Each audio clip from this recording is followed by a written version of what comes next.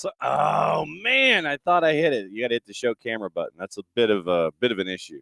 John, here, you there? It's Tuesday. Tuesday thoughts here on the network. And here's the rundown for today. First off, sorry about the hiccup. I thought I had cued it back, the intro, instead of it hitting that weird note off the top. But apparently I didn't. So you got a weird note off the top instead of everything else. So, all right. So here's the deal. Here's where we are today. Batting leadoff. And whenever the man who's in charge or one of the men in charge can hop in, we're going to catch up with Lloyd Owers, technical director of the Marshall Islands Soccer Federation. Thus, the reason that we're wearing the jersey today. And we got a reason to wear the jersey today. It is because we've got some really cool news coming from the Marshall Islands Soccer Federation and the state of Arkansas. So we'll have that coming up in just a little bit when Lloyd can drop by and let us know what in the wide world of sports is going on. Then after that, we get you rolled into the day. It is Open Cup.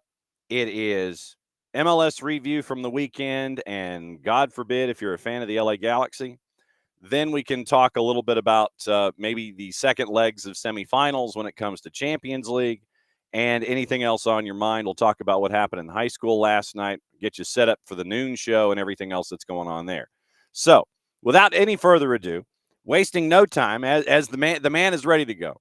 It is like early afternoon. So 9 plus 5 is 14. So it's a little after 2 o'clock in the afternoon on the other side of the Atlantic Ocean. What show gives you that? I think ours. None others. We bring in Lloyd Owers, TD for the Marshall Islands Soccer Federation. How are you, my friend? I'm good. I'm good. I'm a little bit nasally. We're struggling with hay fever here in the UK, but no, good to be back, mate. Always a pleasure. Yep, I am right there with you. Allergies are raging with me. When we figured out that you could do this on a quick turn, I was trying to figure out what gear to wear. And Honestly, I appreciate it. I had to go with this because if I wore the newer one of the two, then it would end up being like just massive flares and no one could actually see my face, which might actually be an improvement. But I figured I would go and bust out the OG jersey.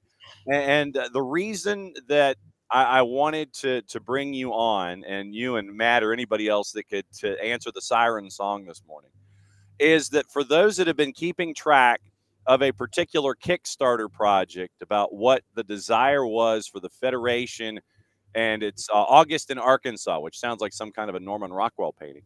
It does to be, yeah. August in Arkansas actually is going to happen because you made your number on the Kickstarter project. When did you find out that you made the number? Well, I have to be like the dampener on it slightly. Yeah. Only because, so we found out as it was rolling, I don't know about Matt and Justin, but we were like refreshing our feeds every hour it seemed. And then someone beat us to it. So we have a guy called Woody Watson who is Arkansas based and is doing a lot of legwork on the ground for us. And he beat us to it. He put it into our little WhatsApp group and was like, "You've made it." So we reached that £20,000. I think it's about $26,000, which is amazing. And to be honest, yeah, that covers a big chunk of the funding needed, I guess. The big thing for us now is we do need an extra push, which we're going to try to do from sponsorships. So the £20,000 will cover accommodation. So not only do we have to cover ourselves and give ourselves somewhere to stay for our team, as a host nation, we have to provide that for the visiting nations as well. So food and accommodation is put on by the host nation, which is us. So that covers that, which is fantastic. Now we've got the big push to get us there. So that's where the sponsorship's going to come in, hopefully. We can find someone that wants to put their name, their company's branding across you could be the headline sponsor. You could be sponsoring goalkeeper gloves, whatever it may be, balls, match day experience, whatever it may be. But that's where the sponsorship drive's now going to come. But yeah, the big chunk is gone, which is amazing. What has it been like for all of you guys to come up with this idea? Well, first off, where did you come up with the Kickstarter idea to try and see if that would help?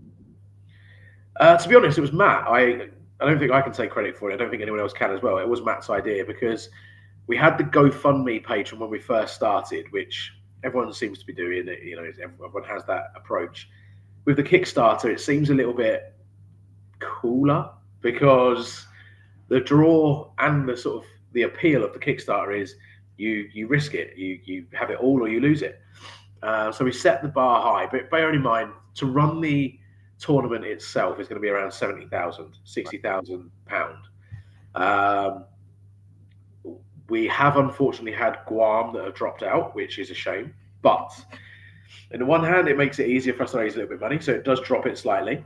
On the other side, it makes it sad that they couldn't take part because they're a big ally that we wanted to use. Um, but yeah, with the Kickstarter, we knew the figure, but at the same time, if you don't hit the limit is, yeah, you lose whatever's in there. So you might be £5 short, but you lose whatever's in there. So we thought, well, we're too risky to put the full amount. We put 20,000, and yeah, we fortunately made it. But I think with 12 days to spare as well. And to have this kind of attention to an idea, how wide-ranging has it been where folks have been able to sit there and express interest in the project? How many folks have been reaching out? Has your WhatsApp group been blowing up from all around the planet? Oh, honestly, like I think we've got about 10 new WhatsApp groups now because myself and Matt and Justin had one anyway. Then we had like board ones. Then we had ones with just a couple of people from Arkansas. Now we've got ones with people that are running it in terms of setting the things up for us. So we want a certain venue. We want it for certain times. We want practice at certain times for all the teams. But we are the other side of the world. We're collating with people 12 hours ahead and also 6 hours behind. So collaborating rather. So we've got Woody that's doing that for us. But yeah, then we've got other groups as well. So we've fortunately had a group of, I want to say 6 or 7 people that have expressed interest in just helping with ideas and sharing it. And they've created a new WhatsApp group. But no, it's been amazing. And, the press we've had from it has been great as usual. We've just got to keep the momentum going and keep the message in the media for now anyway. How'd you come up with Springdale as your venue? I can't remember if we've spoken about it before. I'm pretty sure we have, but I'm not sure. But yeah, Springdale is like the hub of non-RMI based communities. Right. It's the largest martialese community based outside of the Marshall Islands itself. Whenever we've done anything in terms of the US based activities, women's camps, stuff like that, it's been in Arkansas, especially mostly around Springdale. So whenever we look at doing activities in the US, it'll always be based in Springdale. Now we felt that, yeah, this is where we should be. We, in a grand scheme of things, you probably look at it and think we want it to be in Majuro, but for a first game, it was difficult to get the buy-in from people to come to Majuro, being honest. Yep. Because it's so expensive and it's a risk for them. Whereas we've had really good relations with CONCACAF nations. We reached out to a few. A lot of people wanted to come back, but couldn't quite make it work. But US Virgin Islands and Turks and Caicos could. And we felt then that, the US is the place to be for us. So that's where we chose. And for those that may not know, it's right there in that Four Corners area where it's Northwest Arkansas. Then if you flip and go across the border into Oklahoma, there's some facilities that are there on the eastern side of that border, right up there in that cross section of Missouri and Kansas and Oklahoma and Arkansas. And it looks like the venue that you may be right now that is looking like it's going to be Springdale High School right there, right in the heart of the whole thing. Yeah, so that's an impressive venue as well.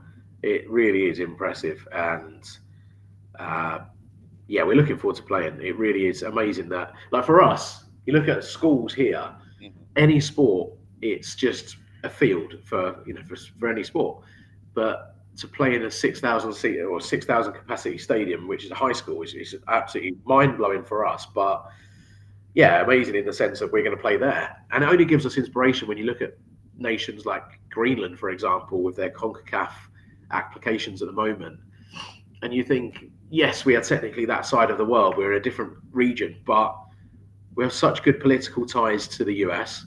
We have good transport links to the US. We have good relations with CONCACAF nations. Why don't we put on a show and see what we can do and see where it takes us, I guess. See, now that's the next step, is that for the Marshall Islands to take on Greenland.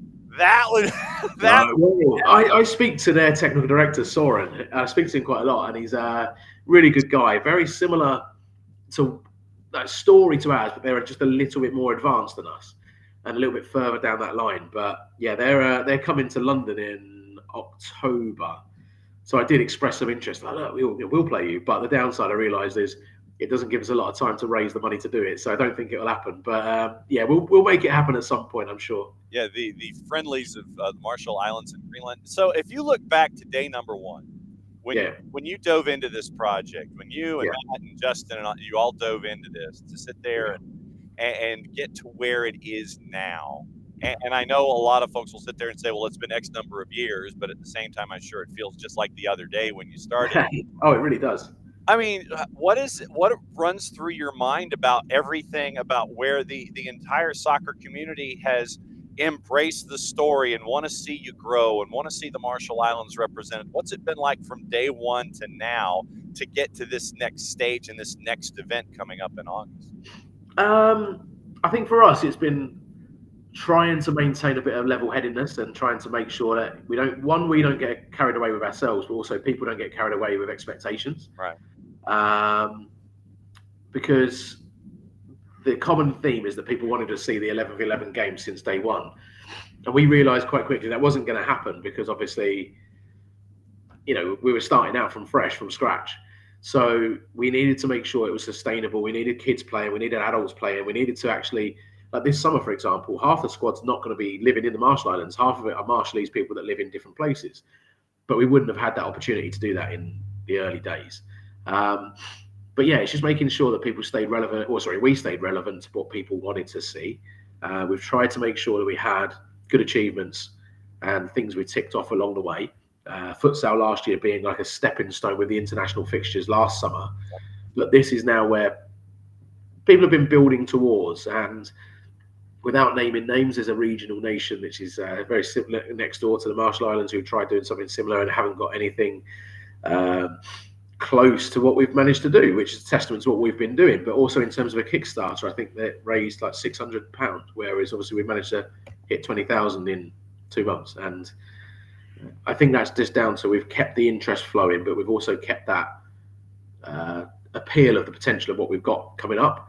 And we've got massive aims for what we want to do after this. So this is now just becoming part of a stepping stone, and we want to make sure it's a good one for us. Lloyd Owers, technical director of the Marshall Islands Soccer Federation, batting leadoff here this morning, as he's fighting allergies. And I know that when you duck your camera out, I know that's when you're fighting. To dial it back in, it's like, okay, he's going to ask a question. I'm going to turn my camera off, and I got to fix something, and then I'll come right back. I know exactly that feeling. When was the last time you were on the island and helping out on futsal and everything? February. Okay. So yeah, a couple of months ago now. So what was it like back on the island last time you were there with all of the futsal and getting everybody acclimated to all of that? What was your last trip like? Yeah, it was really good, to be honest. It was different because the first time I went out, it was a case of trying to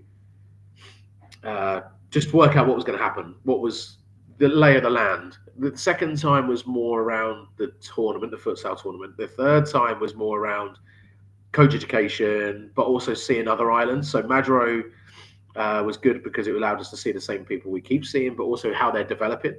But then we had the chance to go to Kwajalein, obviously the home of the US military base, but uniting Kwajalein under the Soccer Federation banner. And in Ebi as well. Ebi is an interesting place. There we go, it's tactical. Ebi is an interesting place in the sense of it's one of the most poverty-stricken places in the world. It's the sixth most condensed population in the world. You've got around 20,000 people living in like 3 square miles. Wow. And it was eye-opening because there was just nothing. Poverty is key. You're king. And it's crazy to think that because the 20-minute boat ride away, you've got Kwajalein, which has everything. You have an hour away by flight. You've got Madro, which is obviously in between the two. So it was eye-opening in that sense. But the good thing for us was seeing how we could help there. We've got sessions happening there now. So yeah, it was a different trip in the sense of it was more around uniting different areas rather than just the technical side. But on the technical side, we realised quite quickly there were people playing that were good. Kwajalein played against Majuro futsal and outdoor, and that's where we've managed to use a bit of a recruitment strategy for this summer's games as well. What's it been like for you and for everyone attached to the project to try and unite each and every island in the chain that you've been touching with? What's it been like to try to have that unifier there for you?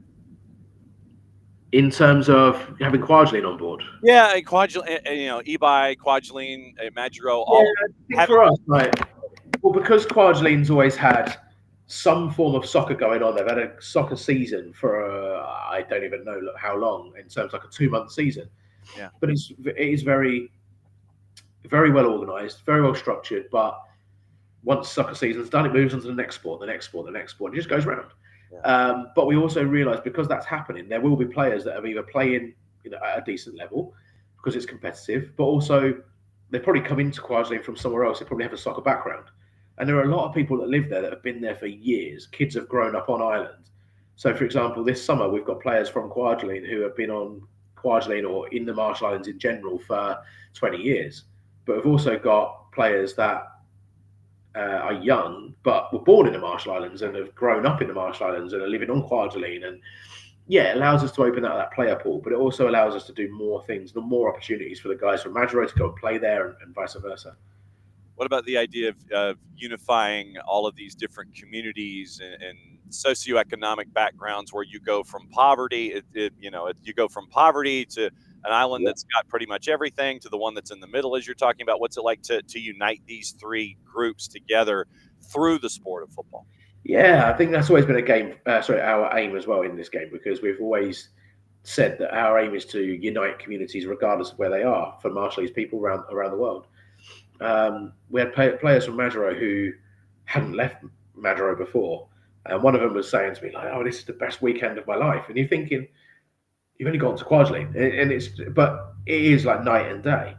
And then so seeing the opportunities that we're given through the sport is unbelievable. But hopefully that's something that we can just build on in the future as well. But like this summer, for example, we've got players from Kwajalein, players from Majuro, players from the US who are mainland US based.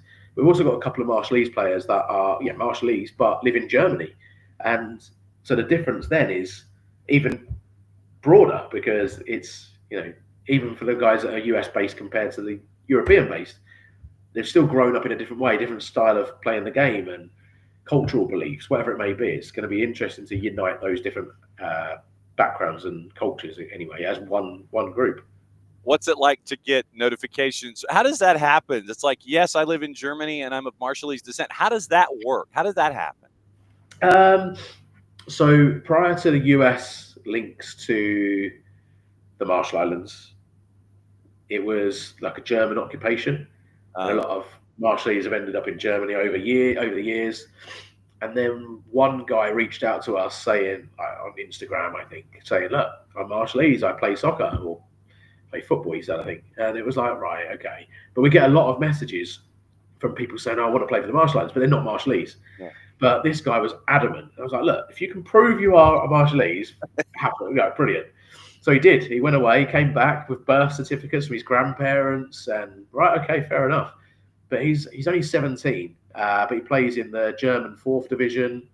And then from him, he found another guy that is also 17, also has Marshallese grandparents, who also plays in the German 4th division. So we're like, okay, fair enough. So, and then there was another one who is in Serbia, who is Marshallese, but can't play this summer. But will be available for future games after that. But yeah, it's unbelievable how these different people just keep popping up from different places. All right. So what's next on the board to get ready for August in Arkansas? What can folks do? How can they help out? Just because you've hit the marker on the Kickstarter project doesn't mean that they should stop. No. So we've got 11 days left, I think, now of the Kickstarter. So if that can keep rising, brilliant, because it just allows us to do more. But yeah, the next thing is if people are listening from companies who might want a media promotion in terms of worldwide media, social media, the branding opportunity, just community relations, doing something good for the community, then get in touch, because we've got loads of different sponsorship packages ranging from, I think it ranges from $2,000 to $60,000. So it's endless opportunities to get involved. As always, my friend, it's great to see you. I know that we're both fighting. Yeah, sure. I know we're both fighting allergies, and that sucks. But no, I appreciate it. you know that you got the keys to the kingdom. You can come in anytime. Just I know that we have our own WhatsApp group, so I know that if there's Yeah, anything we going do. on, just Yeah. reach out. And it's great to see you, my friend. Fantastic that you made the marker on the Kickstarter. I know that it's just the beginning of everything, and looking forward to seeing you in August in Arkansas, my friend. Thanks for dropping by. Thank you for having us. Appreciate it. All right, Lloyd Owers, technical director of the Marshall Islands Soccer Federation, dropping by. So yes, so I'm going to do the screen sharing thing that I did yesterday, just to let you know what's going on, and you can kind of see it, and I'll navigate through the uh, Kickstarter project for you, just so you can see what's going on and let you know. So all right, they cleared, it's 26,000 US, so it's like 20,000 pounds. And so let's see. I did that. Now screen share. And here we go. So let me share what you're staring at. And so there's the project in and of itself. And so once again, there's the marker. They made the marker, and right there is the 26,598 US. And so that's what they made. 11 days to go on the project. And then they sit there and they break the whole thing down like we've been following, each and every time. And so then you end up with a bunch of different updates and everything. And so here is, once again, how you can help out, at least to start. Springdale, Arkansas. It's going to be it looks like it's going to be now at Springdale High School. So the 14th and the 16th, and it's going to be a three-way dance now, unfortunately, with one of the clubs that is backed out. But once again, talking about risks and challenges and the FAQ and all those kinds of things. But so, and here's the rewards. Here's part of the stuff. So you can get virtual tickets.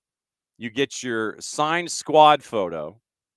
And there's a bunch of different things here. Match day pass, behind the scenes, and this was in the Marshall Islands jersey. Once again, that's the no home kit, so you can have the choice of the new one there or the OG like I'm wearing here. And you also have the match day fan pack with the scarves and everything, as modeled by our own Madison Cruz. So you can have the fan pack for about $133, where you get one of everything. You get the OG bucket hat, you get the pin, the badge, the streaming ticket, and the scarf as modeled by our Maddie Cruz. So I still have a handful of them, but if you want to participate in that way, so as a part of the fan pack, you get the scarves that we have here on site. The match worn jerseys, you can get that for 250 pounds. Once again, premier sponsorship, which is what Lloyd was getting into. You can go to the Kickstarter project, join the backroom staff. 10 grand, you get to be a coach. And someone actually joined in and for that. So we need the other two people to do that. And so that's part of the deal. All of the available rewards to be a part of what's going on the 14th through the 16th at Springdale High School in Springdale, Arkansas. Yes, we'll be there. I know it's the beginning of high school football season here in Georgia, but it is, by the way, it's a really cool moment that you really, I think, can only have like once in a lifetime. So that's the cool stuff. And yeah, we'll probably be out there and break it all down for you while we're there. So the 14th through the 16th of August, that's when the tournament, the Outrigger Challenge Cup is going to happen. And it's going to be fun to see how it's received there in Arkansas as the next stage of this for the Marshall Islands Soccer Federation. So once again, very, very cool that we were able to grab Lloyd through his hay fever and his allergies to talk about what's going on this morning. So Lloyd Owers batting leadoff. They made their number. So once again, you still got sponsorship opportunities. If you know anybody that is looking to grow the beautiful game, and you can reach out to them, and you can be, hey, title sponsor the whole thing, and it's taken care of, and the goodwill that's attached would be absolutely amazing. So there you go. Great to catch up with Lloyd as always and find out what's the latest. Because like I said, I was debating which jersey to wear, and that's the other thing. You go to the store, and you could really go to the poorhouse. Legitimately, you could go to the poorhouse, but it's for a good cause. And so we've been keeping an eye on them from the absolute beginning. We are, obviously, we're in for a penny, in for a pound, and in for our dumping our wallet upside down, and just making sure that they continue to get all the great publicity as the story continues to go involving the Marshall Islands Soccer Federation as they continue to grow. Once again, August 14 through 16, Springdale, Arkansas, Springdale High School. They made their Kickstarter number, but that doesn't mean you got to stop, because there's a lot of stuff that has to be done between now and August for infrastructure and all that kind of stuff. So it's 3 months out, and so that's the next stage, is trying to get everything organized there in Springdale for the entire gathering there for the 2025 Outrigger Challenge Cup. So very, very cool stuff there, and catching up with Lloyd. So hi, good morning. I guess that was something of an elongated opening kickoff, considering that Lloyd just joined us from the absolute beginning. So opening kickoff brought to us by our friends at Kickoff Coffee and kickoffcoffeeco.com. That's your QR code. You hit that QR code and you go and get your kickoff coffee. You get to kick off your day with our friends from Kickoff Coffee and kickoffcoffeeco.com. So you hit that QR code, you go into the store, you buy the store out, but you can do it at a 15% off discount, because if you use the code Soccer Down Here 15, you get 15% off your purchase. They in turn take 10%, reinvest it in youth games, youth initiatives from our friends at Kickoff Coffee and kickoffcoffeeco.com. All right, now the rest of the stuff that you can do to help out, whether it's Us for Soccer for Good, whether it's the Marshall Islands, and by the way, like I said, you go to their store, you get the gear, the scarf ships from Office HD, or if I see you in person, I hand it to you. Everything else shipped from London because of their association with Player Layer and their manufacturers and all of that stuff. Everything else comes from London. The scarf comes from here. So, like I said, I think I've got about 10 before I have to make the new order, and then I probably have to make a new order before heading over to Arkansas in August. So you can dial it up there, and you can get all of the gear and have it shipped to you, but the scarf comes from me. That's just part of our Soccer for Good campaign here in 2025. Olive in York has our jersey, the first ever SDH jersey. It is a Navy jersey, and once again, net proceeds go to our Soccer for Good campaign here in 25. You can get it personalized either in white letters and numerals, or you can get it personalized in Carolina blue, Columbia blue, double blue, light blue, whatever you want to say, depending on your allegiances and your affiliations. And I would consult with Alex and Abby as to which one you might want to have in your stacks. But it's the old school floppy collar, and you have seen Michael Parkhurst wear it on the air. You've seen Greg Garza and Maddie and Sophia Cupertino, our photographer extraordinaire, model them on our Instagram account.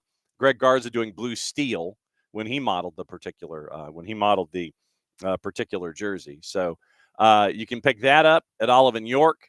You can go to Grady Baby and Grady Baby Co. and get the either red or black with the gold embossed lettering of Soccer is Just Better in Atlanta. And if you go and help out there at Grady Baby, net proceeds as a part of our Soccer for Good campaign help out middle school soccer programs attached to the Atlanta public school system. So that's where we are with that. It has the SDH logo on this cuff. It has the Grady Baby logo on this cuff.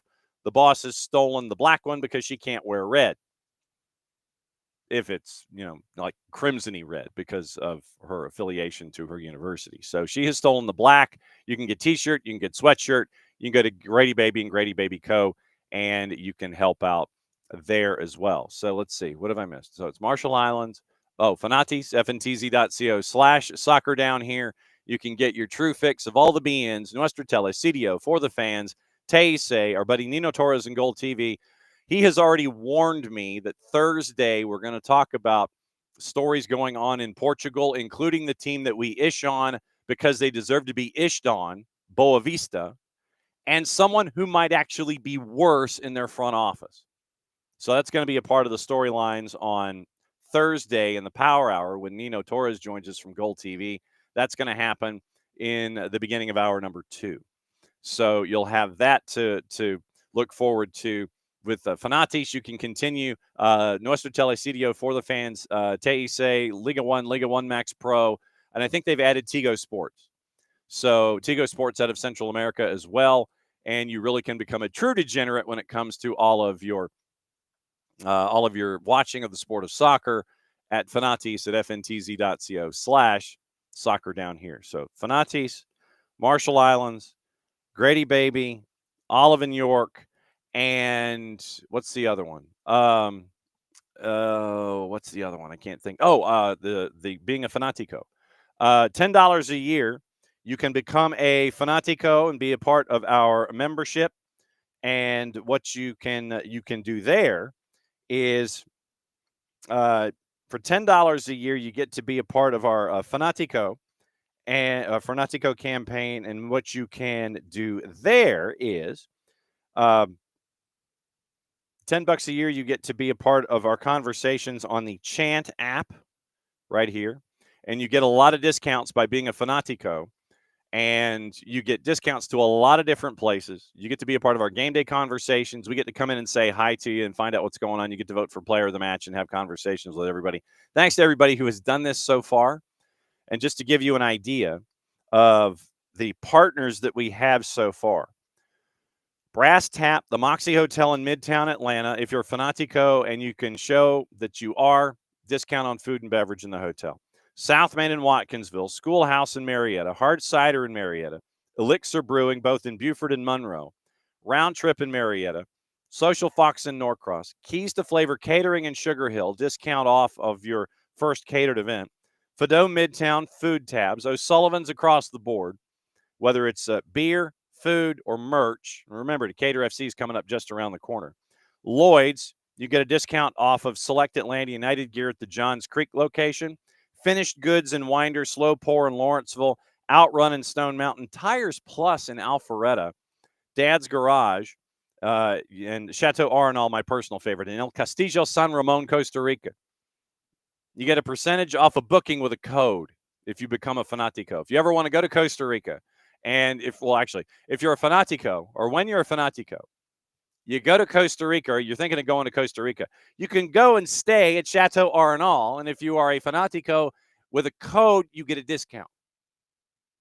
So literally, you could go see Saprissa, Alajuelense, or Herediano, and you could stay at Chateau Arenal, or you could just go to Costa Rica, and you'd get a discount traveling to Costa Rica and staying at Chateau Arenal if you're a Fanatico. No lie. Battle and Brew, Sandy Springs, and the Battery in Wild Leap in Atlanta, downtown on Ted Turner Drive. And those partners are growing each and every time out that we continue to grow what's going on with the Fanaticos at SDH. So it's group.chant.fan/soccer-down-here/join. Let me see if I can do it. Group.chant.fan/soccer-down-here/join. Hopefully I didn't screw it up and add another friggin' dot like I always do. No, I didn't. Okay, cool. Because literally there's a need help button that is at the end of my content line when I'm trying to type. And so a lot of the times the stuff at the end of the line is obscured. And so I'm guessing. It's just logistics. So anyway, group.chant.fan/soccer-down-here/join. $10 a year gets you to be a Fanatico, and you can be a part of everything there and all the discounts and the conversations and everything that we've got going on here. After we're done this morning, you get to listen to, once it's edited, our Copa Libertadores show with Howard Hamilton from Soccer Metrics. It's a new round of competition. We'll get into that with Nino as well on Thursday, and you get to hear that. At noon, Soccer is in Session Live, presented by our friends at Kaiser Permanente. We have coaches and brackets and things and stuff, because yesterday it was all of the girls' action that broke itself down to get you ready for the semifinals on the 8th. And there's only one match, I think, that is in play, and it's Hebron Christian hosting Holy Innocents. That one is tonight at 7:30 as a part of a doubleheader at Hebron Christian. But we do know everyone else. We know everyone else that is getting together on the 8th in the semifinals for the girls.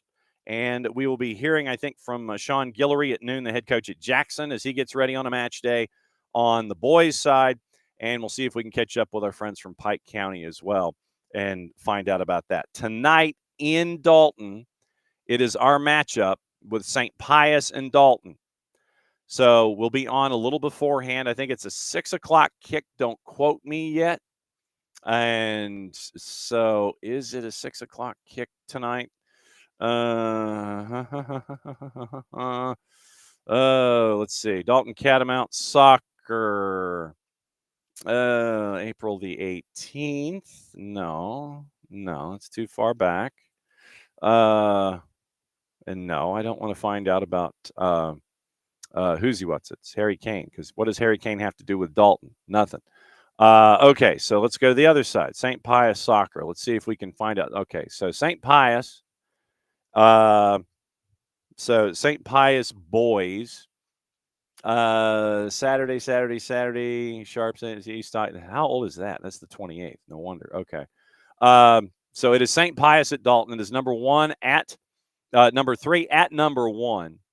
And that is going on 6:30 is the start time. So 6:15 we'll be on with the pregame show to get you through your brackets and get you started on the evening. 6:30 kick at Chapel Harmon, so St. Pius can get out of the city and not be stuck in traffic.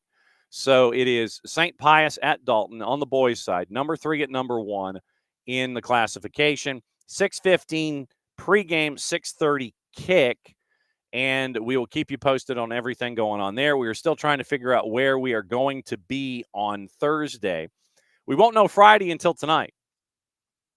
And if you followed along on social media yesterday, it was let known that Tino Hernandez's time at Calhoun is done after 4 seasons. And so there's a picture of Bama and Tino on their Facebook account.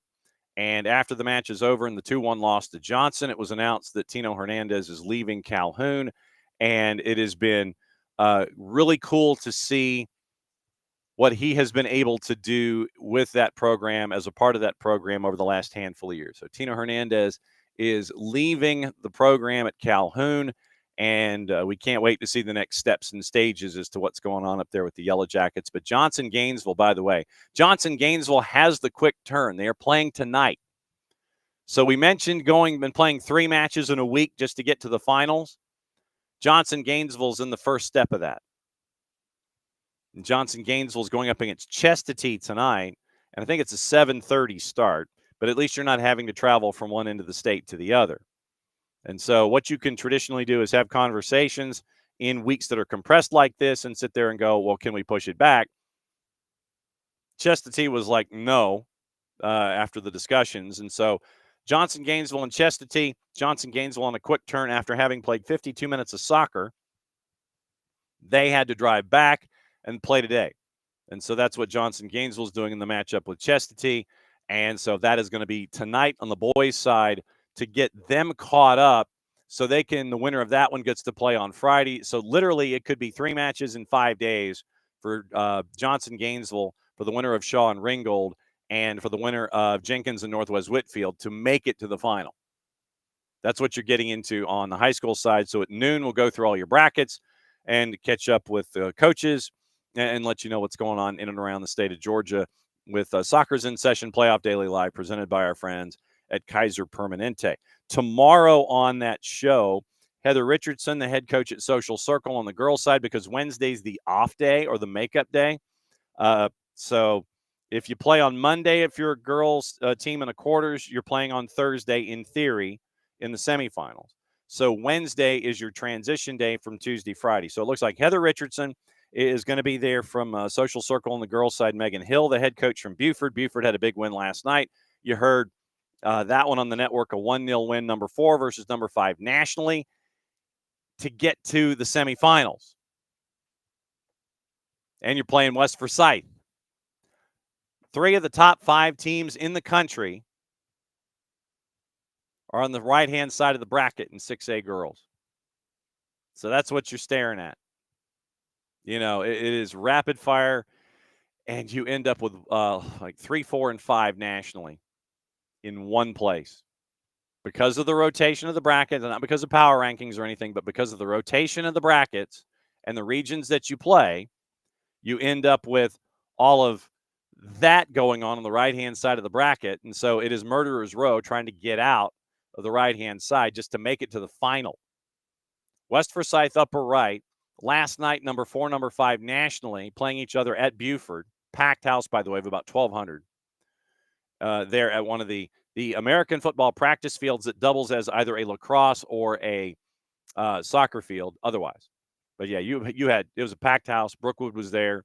Great season. I know that it ended sooner than Dr. Mike Tolmick and the Broncos would have liked, and this probably also screams for power rankings. But number 4 versus number 5 nationally in a quarterfinal. Then you still have another top 5 national matchup in the semifinal to get you to the final out of the right-hand side in 6A girls. Crazy. But no, we were there for that last night. So it is Aaron Paul also joining tomorrow at 12:40, and we might have to just do 10 minutes with coaches and go rapid fire for that one on the off day, because I don't know how many coaches are going to want to join on match day, especially if it's a semifinal match day. But we'll see what we can come up with. So today, it looks like we're going to Jackson at noon, and we might be going to Zebulon, might be going to a couple of other places. But tomorrow, soccer's in session is Social Circle, Buford, Morgan County. And we'll have that for you tomorrow on the network. All right. So it's a quarter till. And so why don't we do this? Morning, Lokeville. Morning. All right. So let's do this. Let's go through the rest of the week in Major League Soccer. And if there's anything else left on your mind from Atlanta United and Nashville, lay it all out. Because we had the conversation yesterday. I wanted to start it, and I wanted to let everybody say what's on their mind, and we can talk about it and push forward. But let's get into what happened. So the rest of the show, we'll go through what happened in the rest of the weekend in Major League Soccer. We'll go through Open Cup, and we'll go through the news of the day and get you ready for everything going on. By the way, if you like to get your news a little earlier, you can always get the morning espresso from our friends at Oglethorpe University and our buddy Jason Longshore. You might know Jason. Jason gets through all of the AM news that comes across his desk, and you can subscribe for that. You can get that in newsletter form. You can get that in video form. You can watch on the SDH Network YouTube channel, or you can get it in podcast form if you believe in audio and you just want to listen to Jason like you're driving into work. You get your morning espresso there. So a couple different ways that you can get your morning espresso with Jason, brought to us by our friends at Oglethorpe University. And so you've got that, and he's got his 15 to 20 minutes worth of news. Here we go through it a little bit more in depth, as we always do. So let's go through the rest of the weekend in Major League Soccer. And like I said, if there's anything that is hanging over your heads from Atlanta United and Nashville, we got that too. Now, we could work backward, and we could really talk about what in the wide world of sports is going on in Los Angeles. And I'm not necessarily meaning LAFC, considering that that LAFC kind of, they're doing their own thing. But you have Open Cup tonight. We'll get into those numbers. We'll get into juice boxes and let you know what's going on there. But last week in Major League Soccer, last weekend,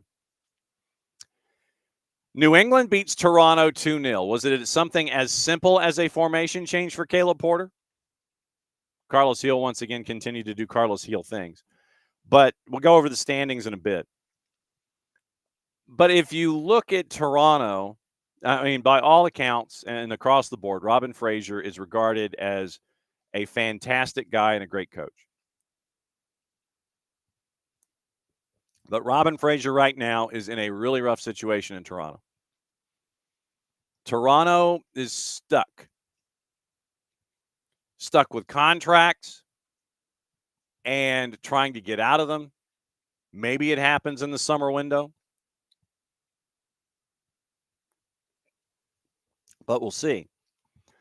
But right now, Toronto's in a world of hurt. They are in a world of hurt.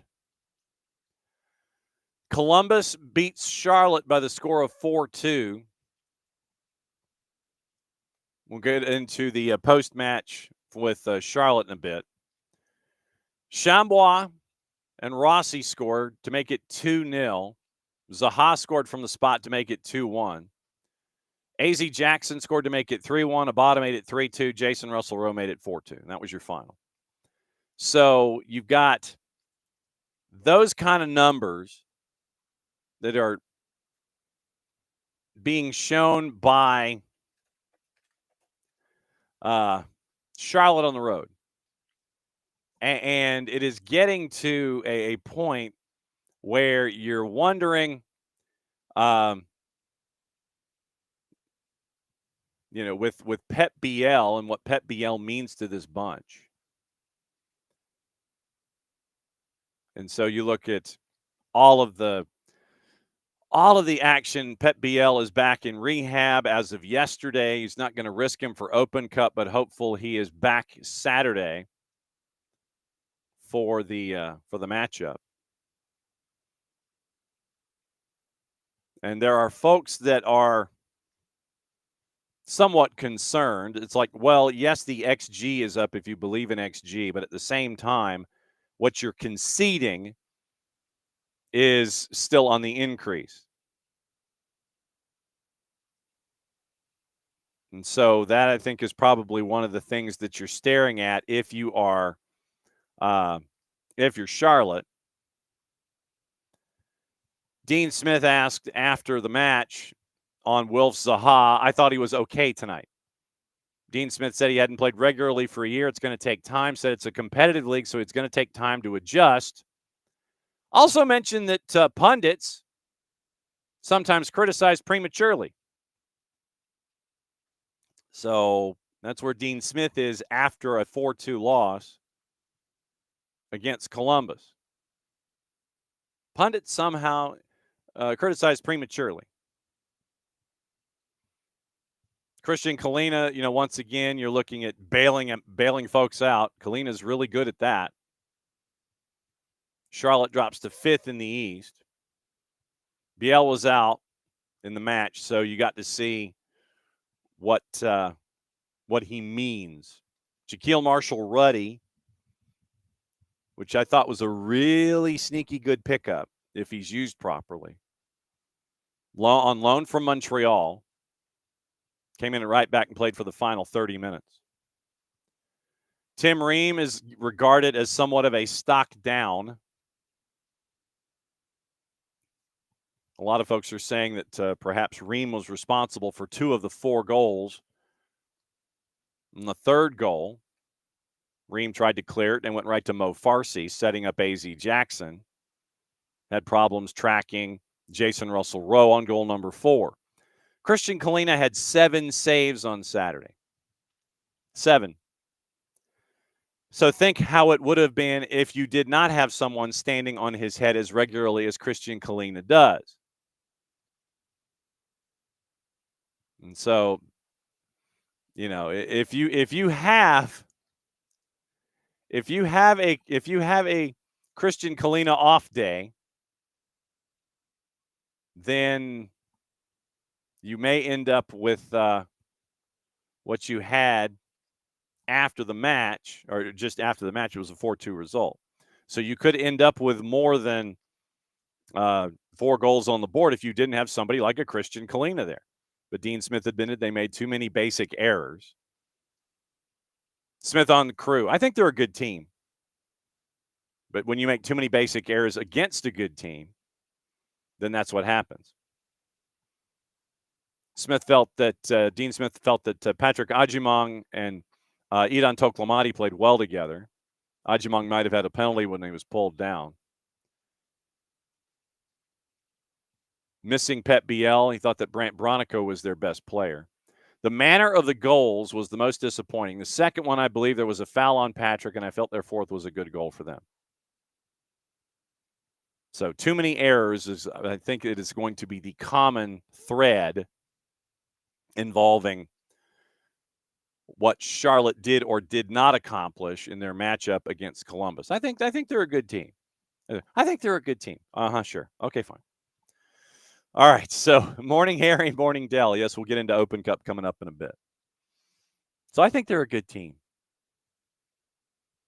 And frankly, I'd love to know how you actually do foul Patrick Adjumong and have Adjumong go down being fouled, considering that he is 7 feet 9 inches tall and 230 pounds. You're really going to have to foul Patrick Adjumong to get him to go down. And that in itself adds to the lovely chaos up front involving what we see from Charlotte these days. DC United beat Colorado 2-1. Probably one of the shocks of the weekend, considering that you had Benteke and Jose Kojima scoring within 3 minutes of each other in added time in the first half. After you had a Yapi goal to lead everything off in the 43rd minute. So you had literally a 52. So you had a 10-minute stretch, a 9-minute stretch where all 3 goals were scored. Yapi scores to make it 1-0 for Colorado. Then DC scores twice, Benteke and Jose Kojima for Troy Lesane. And you end up with a win for DC. And we'll go over the numbers because I remember DC, I thought DC was favored at home, I think, if I remember correctly. And we were all kind of shocked that DC was favored at home. So if DC favored at home, they got the win on Colorado. Colorado's still trying to figure out how to win on the road. Inter Messi and Friends, they went like Incredible Hulk, you know. You remember the old TV series? Don't make me angry. You wouldn't like me when I'm angry. So Messi and Friends put up 4 at home at the Erector set against Red Bulls. They got mad. Fafa Pico scored, Chelo Wegant scored, Luis Suarez scored, and then Messi scored in the second half. Mohamed Sofo scored to make it 3-1 at the break, then Messi scored in the 67th. But yeah, Yannick Bright scored, Chelo Wegant in the first 30, then Luis Suarez and Messi. So Messi and Friends got mad. And I guess we found out what happens when Messi and Friends get mad and when they're all, healthy and somewhat rested. Philly beat Montreal. Montreal chasing after LAG for the worst record in Major League Soccer at the moment. But Philly scored twice and won on the road. Stade Saputo, one of the roughest places to play when Montreal is in rhythm. Minnesota put 3 on Austin. Makes you wonder about Austin. You bring in Robert Taylor because of your DPs and the money that you've spent. And so I'm going to dig into this one here just so we can kind of see what's going on with what happened with Austin FC and Minnesota United. So let's check the numbers for Austin FC. Austin FC, by the way, they've lost 3 of their last 4. Given up 5, given up 2, given up 3. Lineups for Austin: Brad Stuver in net. Back 4 of Biro, Heinz, Ike, Svatok, and John Gallagher. Sabovic, Sanchez, Ilie, and Owen Wolf in your midfield. And your 3 DPs, Bukhari, Vasquez, and Azuni up top. But you gave up 4. You gave up 4. And you had 2/3 of the possession because, once again, Eric Ramsey thinks the ball has cooties. 3 on the, literally 2-1 in possession number, 67% to 33%. 3 big chances for Austin. None converted. Ilie Sanchez credited for an own goal, by the way. So Ilie gets an own goal, Marcanic, and then Pereira at 90+1. 25 total shots on the day, 14 by Austin, 11 shots for Minnesota, and they only had possession 1/3 of the time. 3 saves for Dane St. Clair, 5 for Stuver. 25 fouls called in the match, 14 on Minnesota. 28 tackles, 14 each. 1 yellow card, that was on Austin. Most of Austin's shots inside the 18. You had a couple right on the edge of the 18. But getting into the individual numbers, individual scoring from our friends from SofaScore. So Mirto Uzuni, 60 minutes before he got pulled. 1 shot, on target, 3 shots off. 17 passes on the day for Uzuni. 16 completions. 3 of 6 on his ground duels, fouled once, 1 pick. So a quiet day for Uzuni. So you have a quiet day, and SofaScore gives you a 7.2. U.S. Open Cup hero Brandon Vasquez played the full 90. 7 of 15 passing for Brandon Vasquez. 7 of 15. 47%. 3 key passes. So literally 7 passes completed in 15. 3 of them were registered as key passes. He was 4 of 12 otherwise. 3 key passes of his 7 completions, 4 were just completions. 4 of 12 in just passing in general that did not create any kind of an action toward goal. 2 big chances created, 7 of 12 on his duels, lost possession 10 times, was fouled 3 times, had 3 clears, had a pick and a tackle. And he registered a 7.6 according to our friends at SofaScore. I don't know how that translates. I'd love to know their math. Bukhari, Osman Bukhari, the other DP, gave you 60.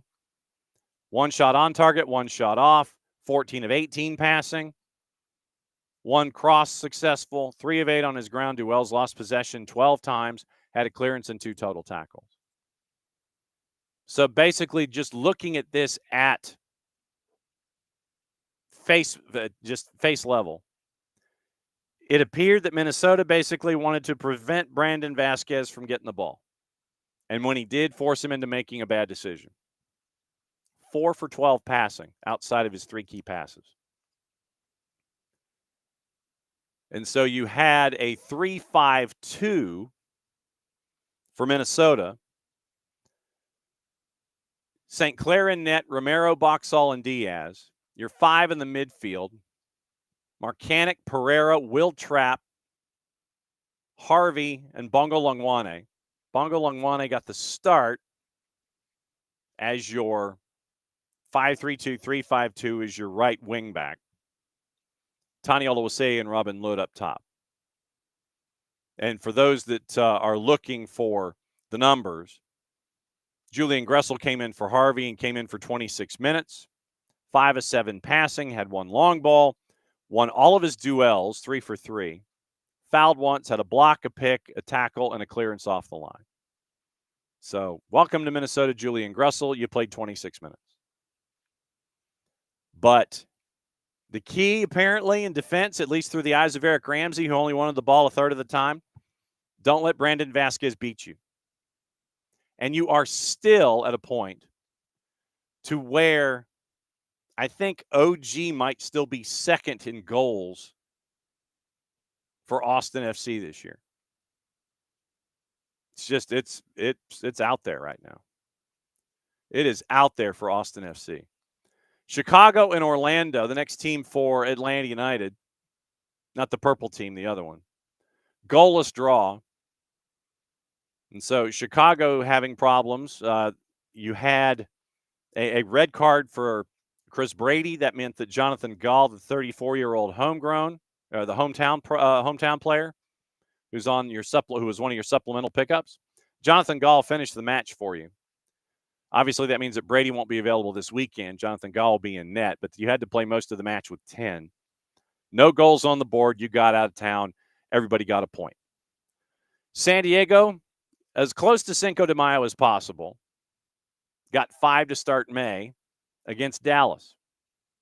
And I guess that means that there are questions now once again with Dallas. Chucky Lozano scored 2 early, 2-0 at the break. Then Dreyer, Valakari, and Milan Iloski.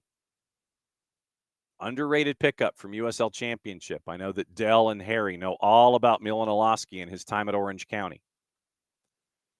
5 on the board. 5 on the board. Ponderous Propagandists 53M. Sorry, you're going to get blocked. And I apologize that this blows my flow every single time, but I'm annoyed when you end up with a bot that comes in looking for cheap viewers. So, bot. So, viewer solicitation bot. I think I spelled that right. Okay, I did. 23 characters. That's it. Thank you for submitting your report. So, yeah. So that's where San Diego is, and that's where Dallas was. San Diego putting 5 on the board against Dallas. Let's check Dallas's numbers. While we're here, let's check Dallas. But, yeah, Austin has only scored 2 goals in their last 5 matches, 3 goals in their last 6. They've been held scoreless in half of those. We'll get into the goal scoring in Austin in a bit. But yeah, FC Dallas. And no, I don't want that one. Silly people. So FC Dallas, I think they're still trying to figure out if you don't get the ball to Lucho Acosta or Peter Musa, what are you going to do? And I don't know which Dallas you're going to get, frankly. Here's Dallas's last 5. They're 1-2-2, by the way. Lose 5-0, win 4-3, goalless draw. It was Minnesota. Lose to Seattle 1-0, and then the draw to Atlanta 1-1. You don't know which version you're going to get. Stats for FC Dallas in this matchup. They had 40% of the ball. They had 40% of the ball, and you're down 5-0. No big chances, 9 shots, 4 saves for Martin Paz, 31 fouls called, 17 on Dallas. 2 yellow cards on the day. Shots on target, only 2. 5 goals on the board for San Diego. They had 9 shots on target. Ergo, 5 shots off target. Now 9 total shots and 2 blocks. 6 shots from outside the 18 for Dallas. So I think you know where Mikey Veras is going philosophically, at least in that matchup. 26 touches in the penalty area compared to 19. Once again, how many shots inside the 18? 3. So not a good day for Dallas. Once again, Dallas, I think, is still trying to figure out Dallas. Once you get past that matchup where San Diego put 5 and it was over in a hurry, Vancouver continues to win. I think anybody that is doubting Vancouver now, do so at your own peril. Because when you have what is going on with Jesper Sorensen, he just keeps grinding out results, getting dudes and being there for prime Vancouver winning. Like I said, we'll go over the standings in a bit just to give you the idea of what the space is like. But it's the same lineup, the same dudes doing the same things. And now there is talk, at least there is a suggestion from some folks who are waving their hands in the air, that Mauricio Pochettino should probably look at Sebastian Berhalter instead of Gio Reyna.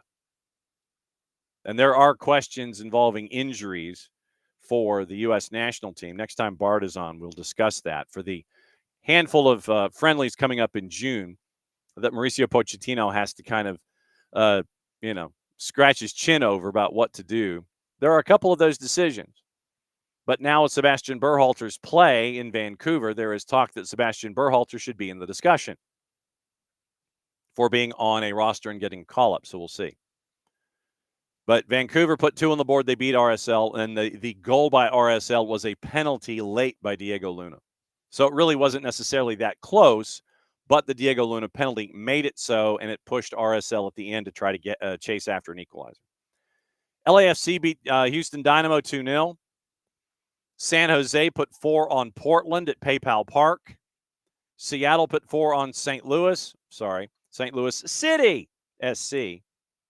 Seattle scored 4 without Jordan Morris for probably about another month. We'll catch up with Nico Moreno, and we'll ask about that next time he comes in on Thursday. NYC beat FC Cincinnati 1-0. And then Kansas City.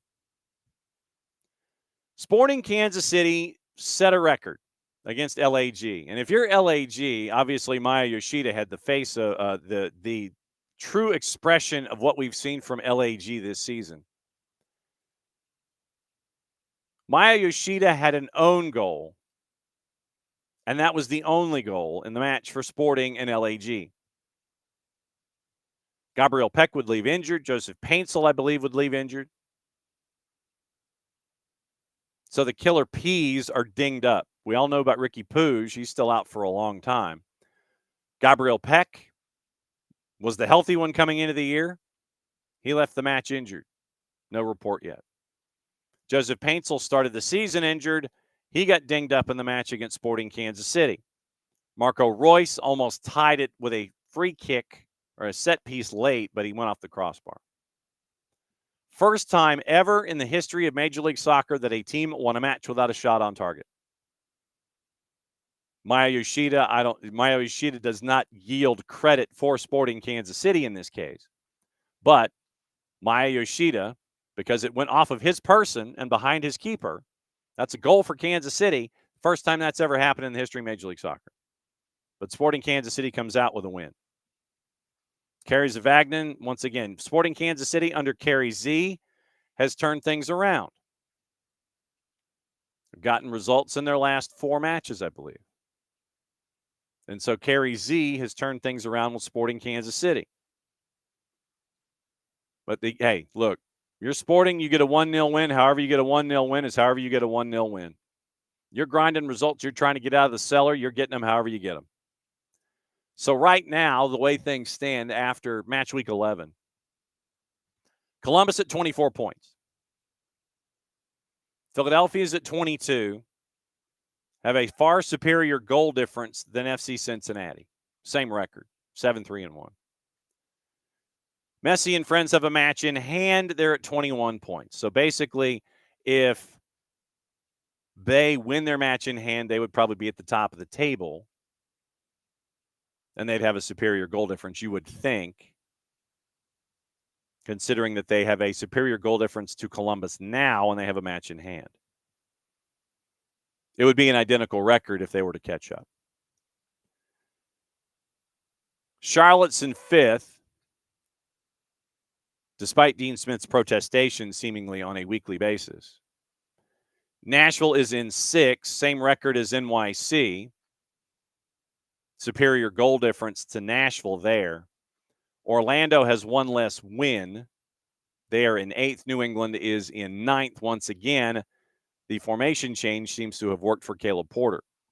Red Bulls are below the playoff bar. They are in 10th. Chicago is in 11th. DC United right now is at 12 points. Atlanta United is 10. So basically you're 6 points out of a playoff spot, 2 wins in a hot week. And then you have Toronto and Montreal. Toronto is 1-6-4. They have scored 8 goals in 11 matches. They've given up 16.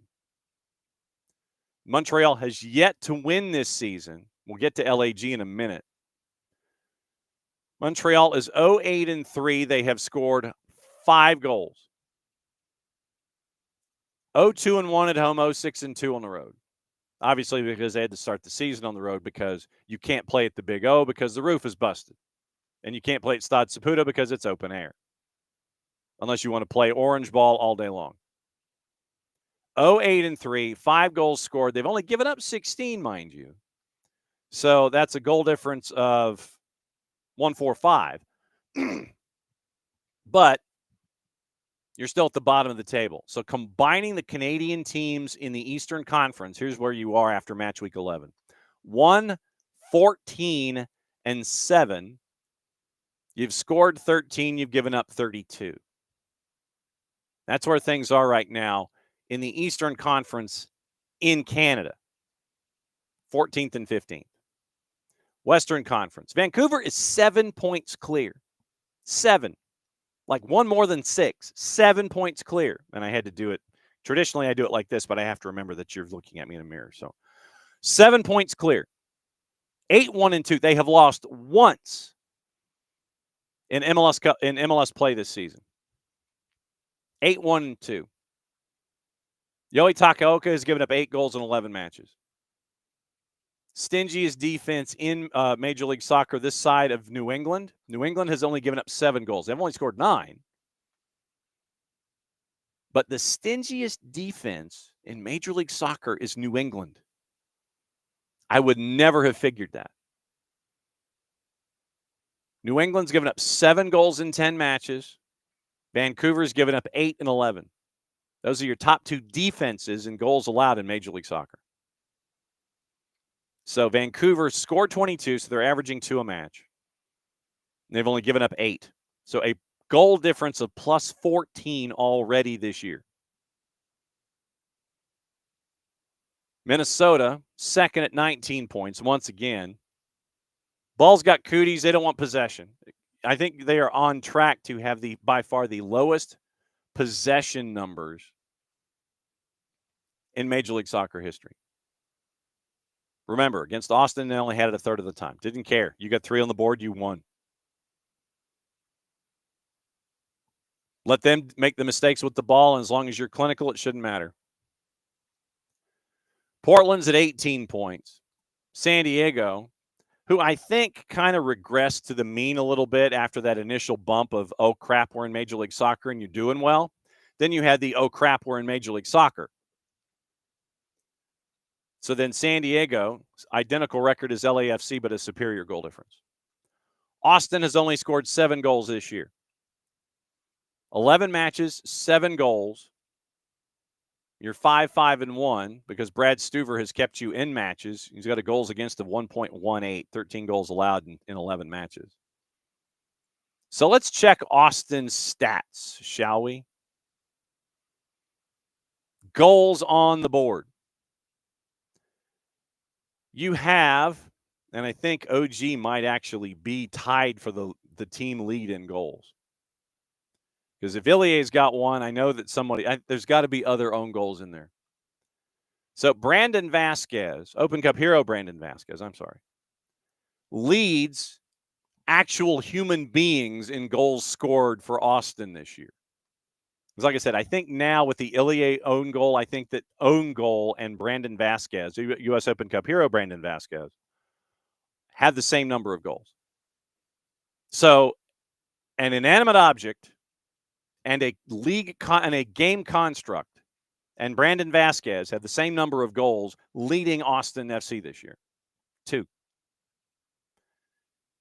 Guilherme Biro, Danny Pereira, John Gallagher, Osman Bukhari, Mirto Uzuni each have 1.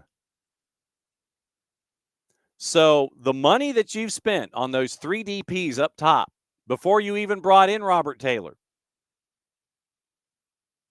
they're scoring for you compared to everybody else on your roster. Just ain't really scoring. 3 players on a front line in a 4-3-3 that you have spent an inordinate amount of money to bring in. 4 goals of your team's 7. That, proportionately, percentage-wise, 53% of your goals. That over the span of a season is great.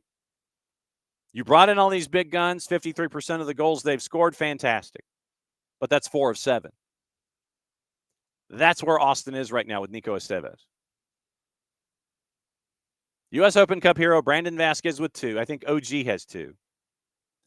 Biro, Pereira, Gallagher, Bukhari, and Uzuni, each with 1. 7 goals scored by Austin this entire season. So that's where Austin is right now. Atlanta United has scored 12 goals. I mean, but they are not the worst offense in the Eastern Conference at all. New England's only scored 9, Toronto scored 8, Montreal has scored 5. Austin, St. Louis, and LAG, they're all single digits. And Houston scored 10. RSL has scored 12. So there are teams still in single digits in goals scored. To Derek's point that was made in the Twitch pitch. So Seattle finally scoring goals. They finally woke up, I think. 16 points, but once again, 1 less win than Austin. Same with Colorado. Seattle's got a better goal difference at 7 and 8. Dallas, you don't know which Dallas you're going to get. Is it going to be the one that is going to be saved by Martin Paz? Or is it going to be the one that just gets absolutely outgunned? And get this. Dallas at home are 1-3. Away from home, they're 3-1-3, which is a flip from everything else that we've known. Traditionally, you know how hard it is to win on the road in Major League Soccer. It is the reverse for Dallas. I don't know, maybe the construction's getting to them. Maybe it's like the construction dust and, all of the stuff that's going on while they're renovating Toyota Stadium and the National Soccer Hall of Fame. Maybe they need to just wear hard hats out there or something. But yeah, Dallas away from home, 3-1-3. Oh, sorry, Derek. Referring to amount of money spent in goals scored. Yeah, true. No, absolutely true. Um, let's see. David, has Atlanta scored 12 or 10? Atlanta has scored 12. And I think, well, we'll go back and we'll see. Yes, but Derek, absolutely true. Money spent proportional to goals scored. Absolutely. Atlanta is listed as scoring 12 goals. I think what they do is they include OGs into those categories. I think in overall goals, I think that's how it is. 8, 10. So, yes, human beings have scored 10 goals for Atlanta United this year. Latte Lot has half of them. Miggy has 3. Mosqueda and Miranchuk have 1. So 4 goal scorers and 10 by human beings for Atlanta United. So that's where Atlanta United is in goals scored this year. 2 OGs, 5 from Latte Lot, Miggy with 3, 1 from Fast Eddie, and 1 from Miranchuk. So yes, Derek, once again, absolutely true. All right, so Dallas once again, it's dumbfounding that they're 3-1-3. San Jose away from home. San Jose 13 points. RSL's at 12. Kansas City in all caps and Houston are each with 10. Kansas City has the most wins of the 3. Then St. Louis and Houston have the same record, and better goal difference goes to all caps. LAG, by the way, matching Montreal with the start this season. Worst ever start for an reigning MLS Cup champ, 0-8-3. 8 goals scored for LAG, 21 allowed. When you hemorrhage bad. And they're consistent. 0-4-1 at home, 0-4-2 on the road. And the look from Maya Yoshida after the ball goes into the net, fighting for as long as they had, trying to get a result out of Kansas City, about sums it up for LAG. 3 points, 0-8-3. Montreal, 3 points, 0-8-3, and they've scored 2 less goals. Worst ever start for a club that's a reigning MLS Cup champ. And looking at the LAG schedule, I don't know. Literally, I don't know where this gets better. At New York, Red Bulls. So you're in Harrison, New Jersey. Then you go, and I guess you stay out there instead of flying all the way back to LA. So this weekend, you play in Harrison, New Jersey. Midweek, you play against Philadelphia at Subaru Park. Then you come back home for El Tráfico. Then you go to San Diego and play at Snapdragon. Then you got Cali Classico at home. Then you got RSL at home in Carson. That's May. That is May. That is 6 matches in the rest of the month for LAG in 22 days. Tell me where the win is. I can't. I literally cannot tell you where the win is in that group.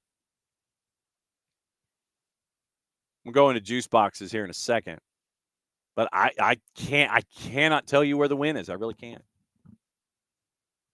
At Red Bulls, midweek to Philly, weekend El Tráfico.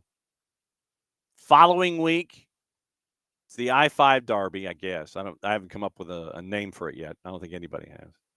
Cali Classico, and then RSL comes to Carson. Maybe it's that one. That's May. 6 matches left for LAG in May, and I'm going, where is the win? We'll monitor, obviously, Gabriel Peck and Joseph Paintsel. But where is the win? I don't see it. Maybe a point here or there, but I don't see the win. I really don't.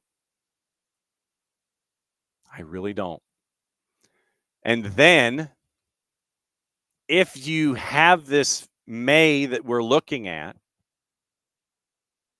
then you go into the international break, the beginning of June, for the friendlies with the U.S. national team, etc. Then you come back and you've got St. Louis at St. Louis on the 14th of June. Maybe that's it. But you could be through May and your season could be done. Halfway through the year at the end of May, and you're done. And you're the reigning MLS Cup champ. Yes, that speaks a lot to what Ricky Puig means to you.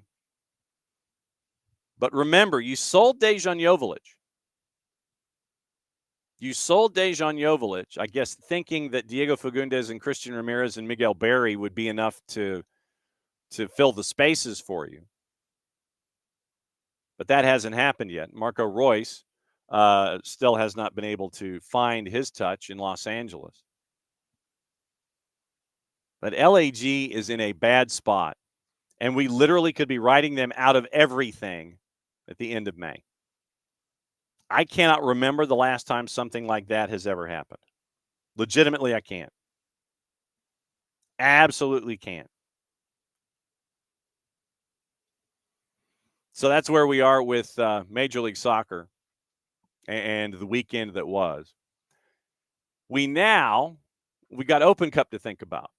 So you've got all of these teams that had everything going on this weekend, and then they have Open Cup to think about. And we welcome our Open Cup overlords to all of the discussions and everything. And, of course, I'm hitting the wrong button to try and get your juice boxes tonight. That is not what I was looking for. So, Open Cup, you got a handful of matches tonight. And I know that Dell is getting ready for the matchup against DC United. Dell is DC United. Somehow DC United's, and it's probably just because they're at home. DC United's a minus 120. DC United is a minus 120 at 7 o'clock. 90-minute draws a plus 257. Charleston's a plus 278. I think defensively, obviously, if DC, I want to see what DC's lineup looks like. But if you're having to guard Christian Benteke, and I feel like I'm referencing this like basketball, you gotta have some very, very tall center backs, and you've got to shield and shadow against Christian Benteke. I think that the defense for DC can be had. So maybe it's that 90-minute draw at 257. Maybe it's MD Myers. Maybe you slow things down to keep it away from Benteke, but you've got to find a way so he does not beat you.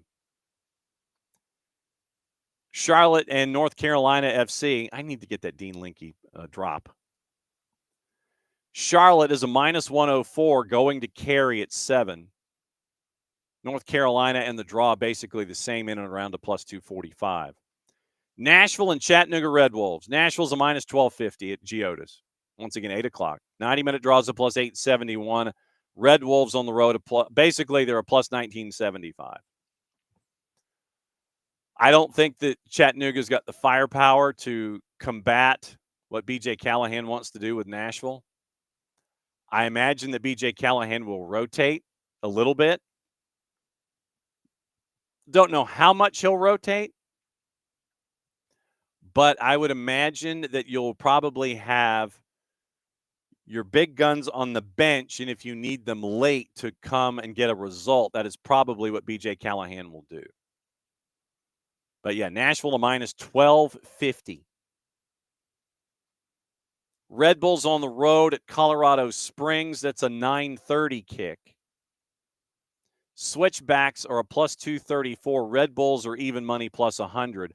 I don't know how switchbacks will respond to the press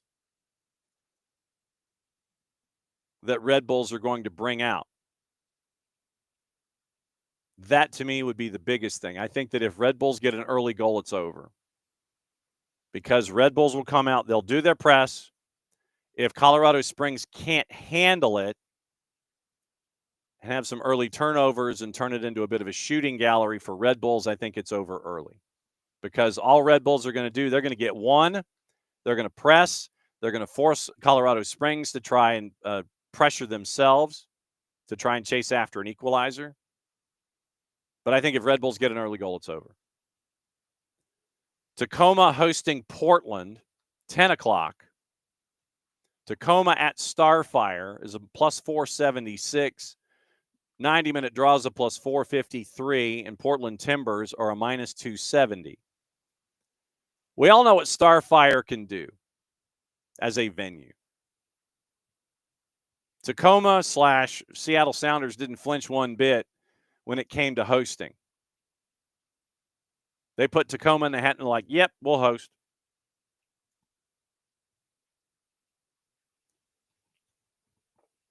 We know what Starfire can do, whether it's Seattle or Tacoma. Sounders or Defiance, doesn't matter. Starfire can be a pain in the ass. I don't know if Portland treats it that way or if they just come in and are all business and they get the goals on the board they need and try to get out of town at a minus 270.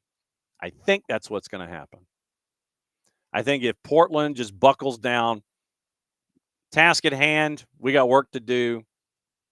You don't look at everybody else at Starfire, focus on yourself. I think Portland will be okay.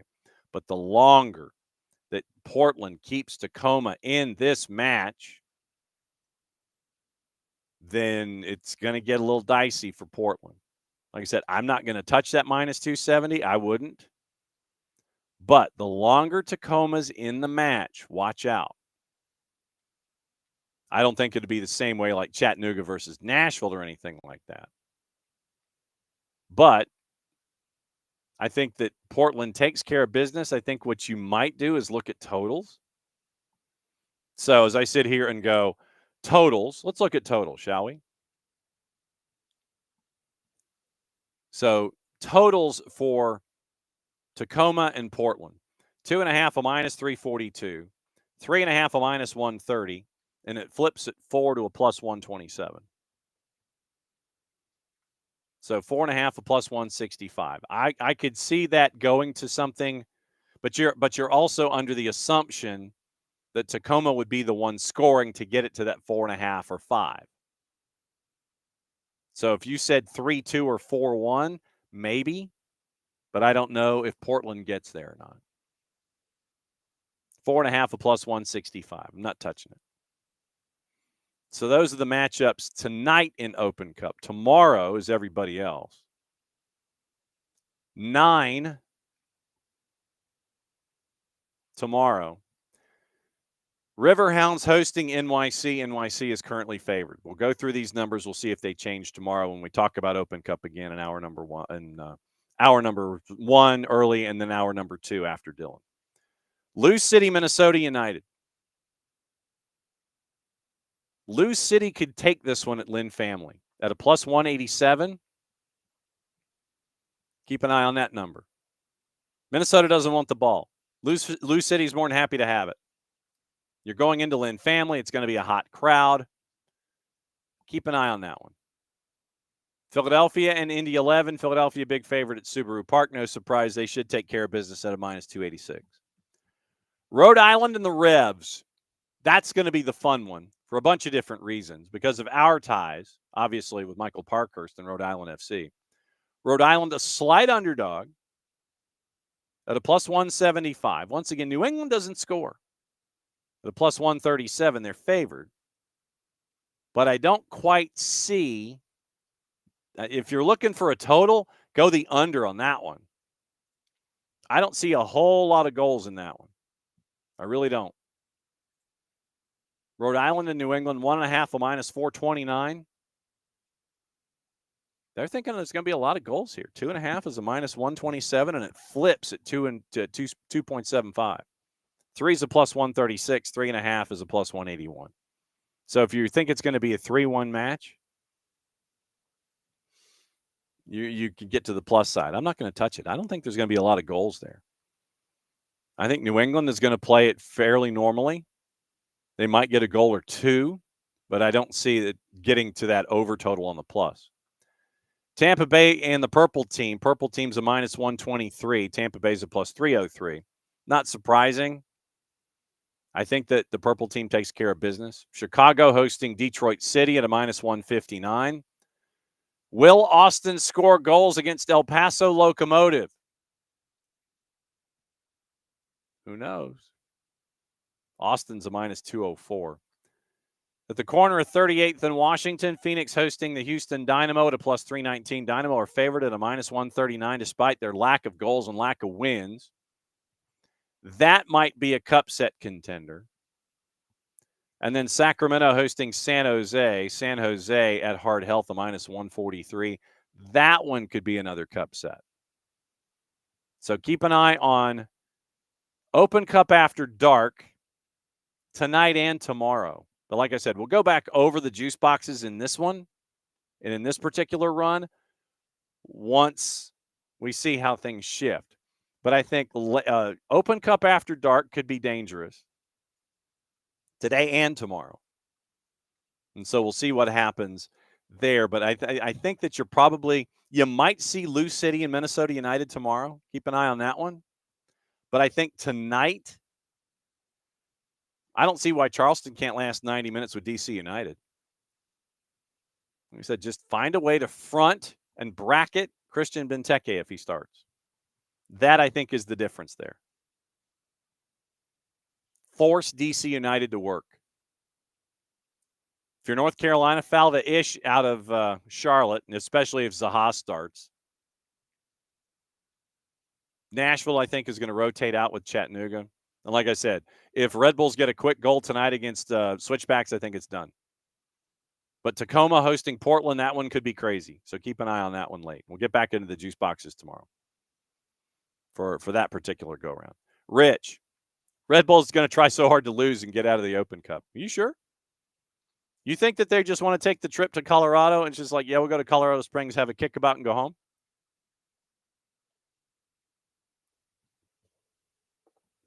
Or do they want that trophy? Do they want that trophy? We'll find out. Let's say hi to everybody. Morning, Alex. Morning, Logo. Morning, Harry. Morning, Dell. Dell is all jacked up about the matchup with DC. Troy Lassane, Zach Prince, former Battery players. Fidel Barajas, Derek Dotson, former Battery players. Fidel Barajas, I hope that Charleston used the money wisely. Morning, Abby. Going to be May, yes.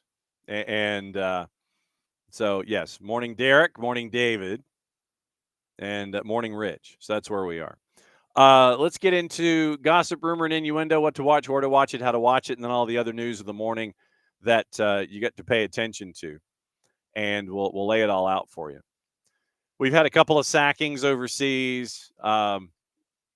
Trent Alexander-Arnold is officially heading away from Liverpool. That was made officially official this morning. I'm guessing that the fee that Liverpool was looking for, which I would hope, I love Real Madrid. Real Madrid, how about £50,000? Legitimately, I would have had a laugh track ready if I was Liverpool. £50,000 just to release him early. It's like, well, we kind of like him for the Club World Cup. Can you release him early now that you won the title and everything? I imagine that played into it. Well, yeah, but it's going to cost you. How much? £50,000. Legitimately, I'd go.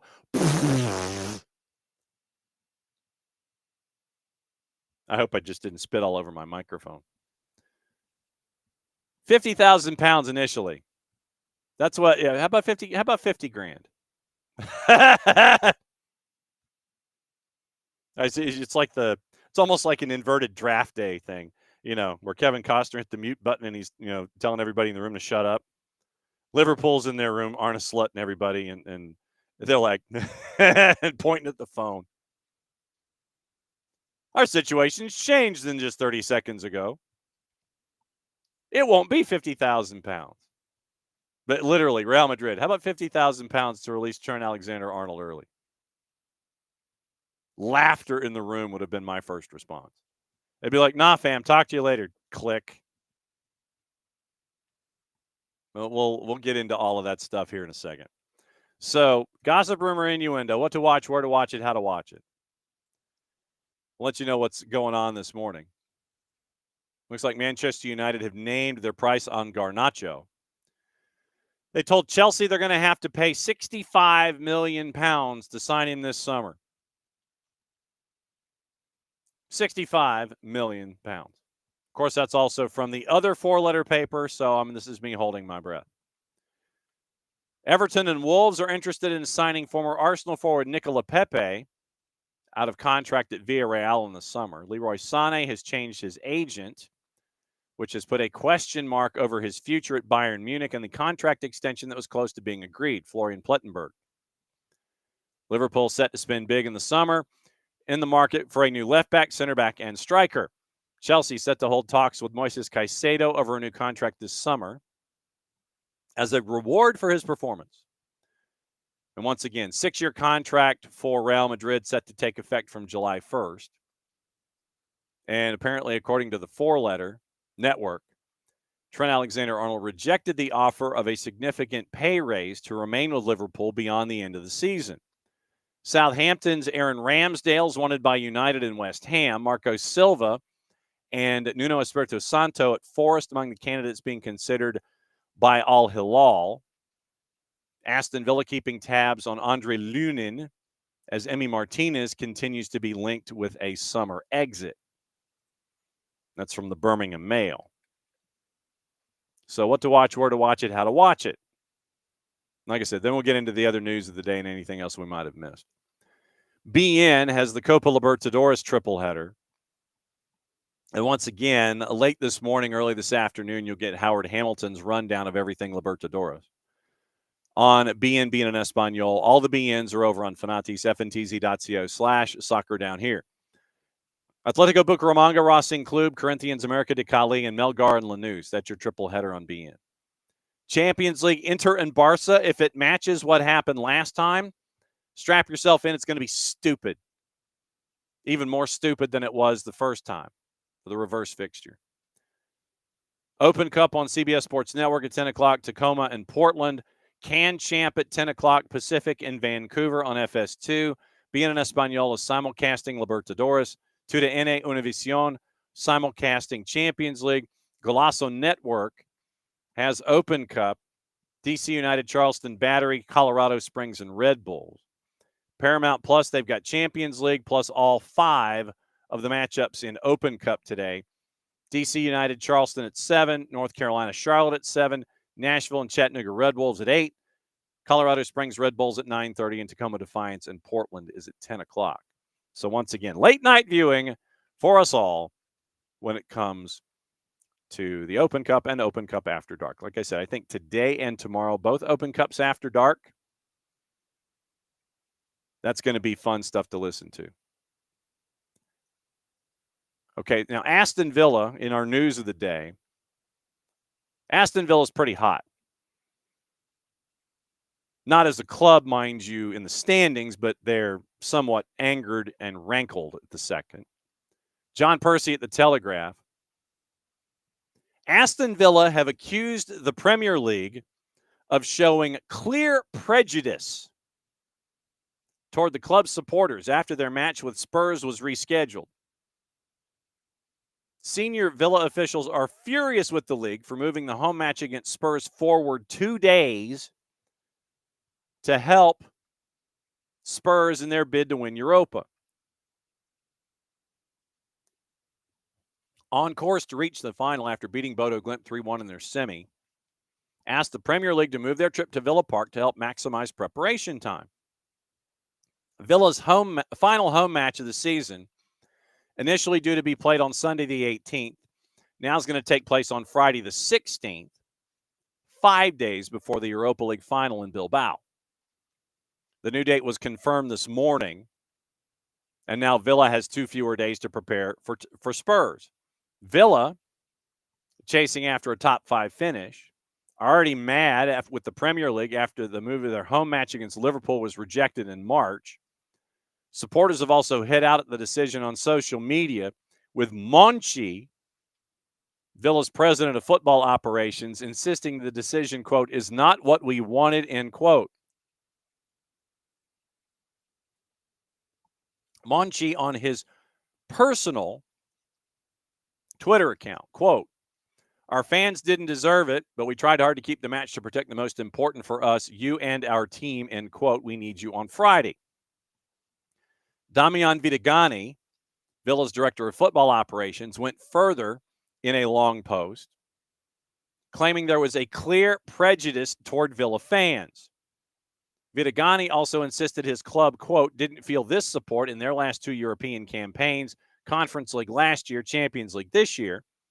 Vidagani wrote, "European football is not only demanding for English clubs just on the verge of finals. Villa right now is in 7th, and they are in that gaggle between among 3 and 7, separated by five teams separated by 4 points. Man City at 64, Newcastle, Chelsea at 63, even on goal difference. Forest is at 61, Villa is at 60. So Villa's pretty mad right now.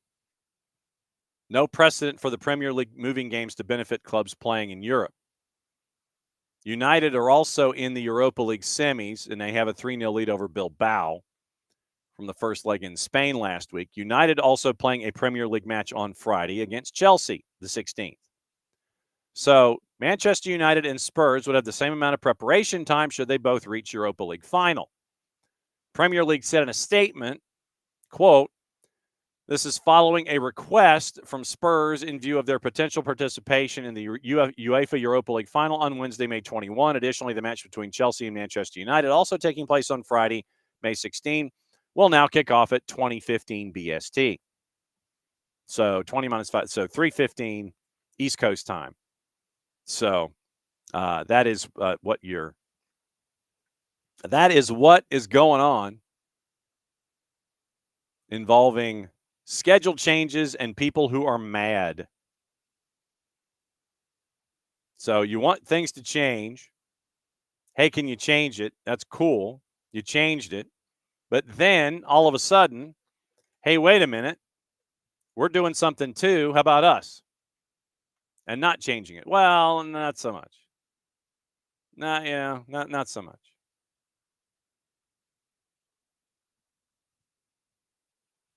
So that's part of what's going on. In the championship, Watford has sacked Tom Cleverley after a 14th place finish. And Al Ahly, Saudi domination of the Asian Champions League is a concern. John Durden at The Guardian. Riyad Mahrez and Bobby Firmino starred in the tournament, but an unbalanced format reflects political power in the continent. That's from, once again, John Durden. So, Al Ahly lifts the Champions League Elite Trophy for the first time Saturday after defeating Kawasaki Frontale of Japan. Roberto Firmino has not been registered in the Saudi Pro League, where teams are allowed only 10 foreign players. His spot was taken by Galeno, a fellow Brazilian signed from Porto in January. In Asia, however, no such restrictions. Firmino back in the fold, named the tournament's MVP. And so Firmino scored both goals in the 2-0 win over Kawasaki Frontale. And so now Matthias Geisel gets a championship. £800 million spent in the transfer window. And once again, remember the PIF took over Al Hilal and Al Nasser and took over the two clubs and are spending big money. Big money. Boost for the Champions League in Asia. Never really known how to promote the tournament across the continent. But then you've got Ronaldo, Benzema, Neymar, and so the marketing does itself. And so the Asian Champions League was big news.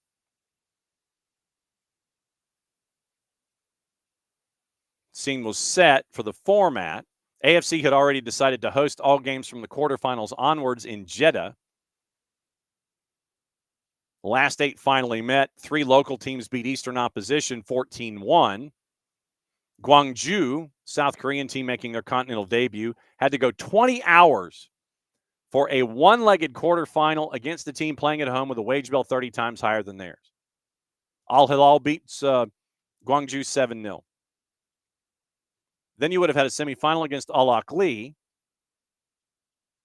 wage bill 28 times higher than Gwangju.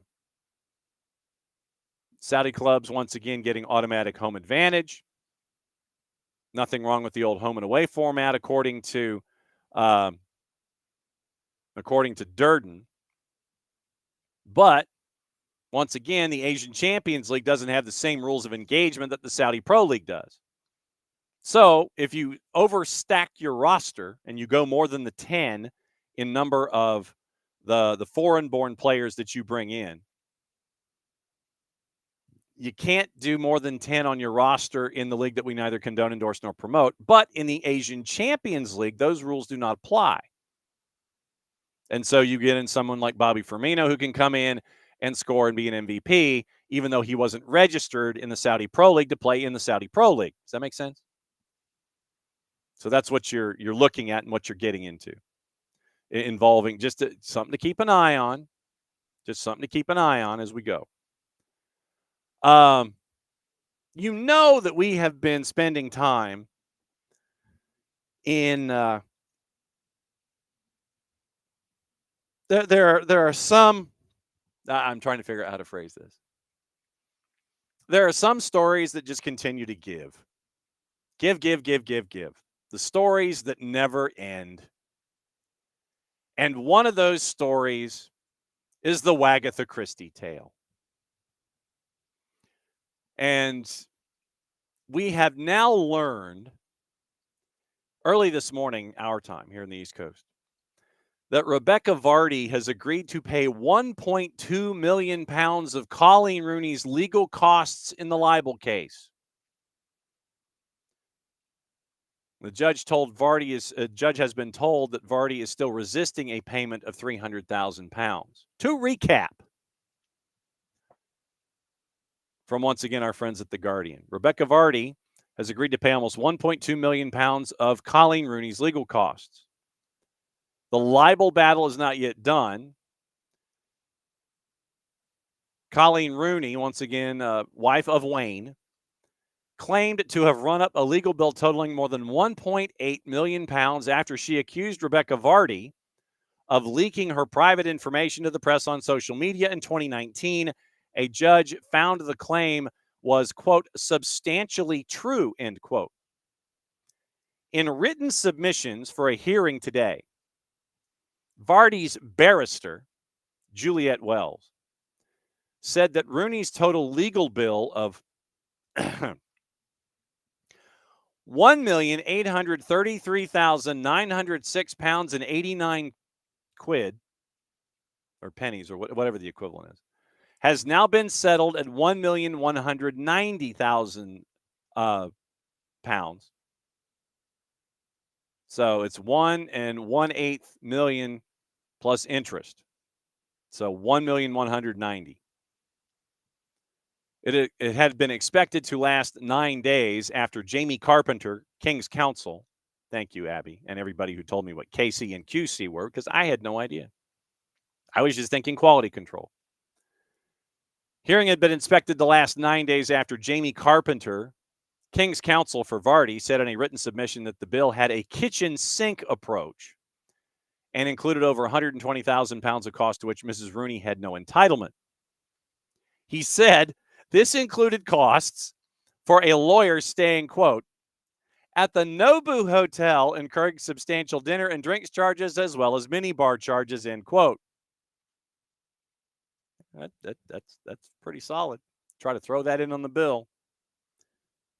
Robin Dunn for Rooney said in court that the solicitor did not book the Nobu Hotel. He booked a modest hotel. But on the first night of staying there, they did not have any working Wi-Fi or shower. He was offered to stay at the Nobu by the defendant's agent, who has a preferential rate.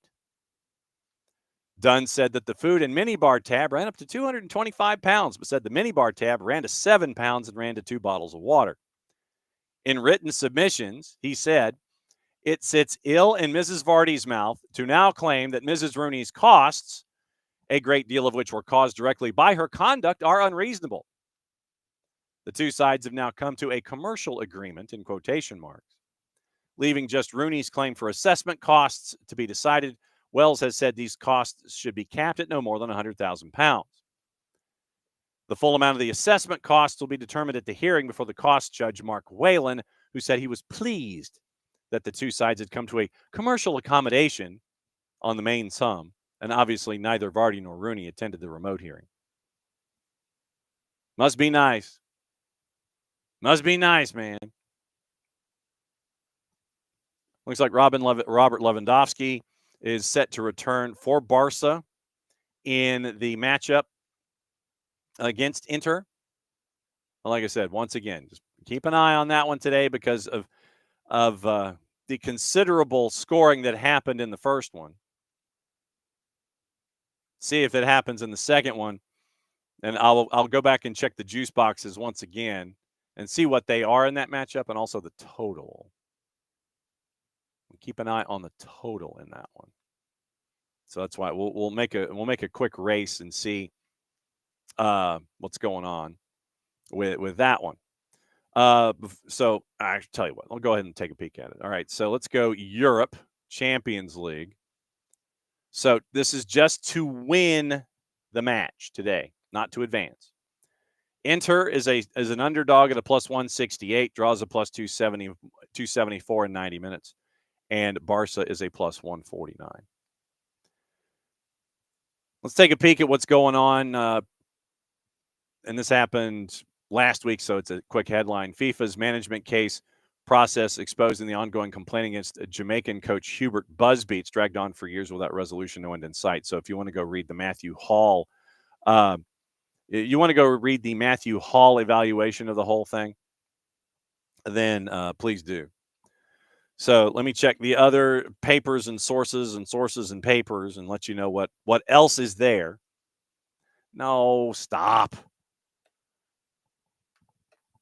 It's like you're trying to get to a particular website, and it's like, I want that website, not that one. I want this one, not that one. So I finally got to that one. All right, so let's see. Trying to see. Okay, for those of you who are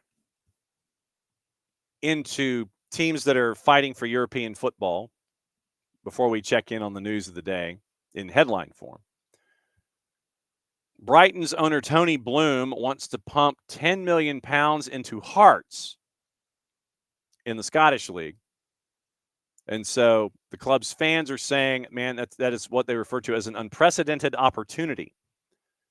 About half of Hearts' entire annual turnover could enable them to pull away from similar-sized rivals like Aberdeen and Hibs, draw closer to Celtic and Rangers, involved in talks for several months.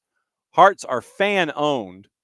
Bloom would get 2/7 of the club, but no voting rights, meaning that there would be no dilution of voting power for the fans group, majority shareholder, the Foundation of Hearts. They would continue to hold 75.1% of voting rights. Bloom wants to invest on a personal basis, and although he will be entitled to a seat on Hearts' board, he's indicated he'll put forward a representative to act on his behalf.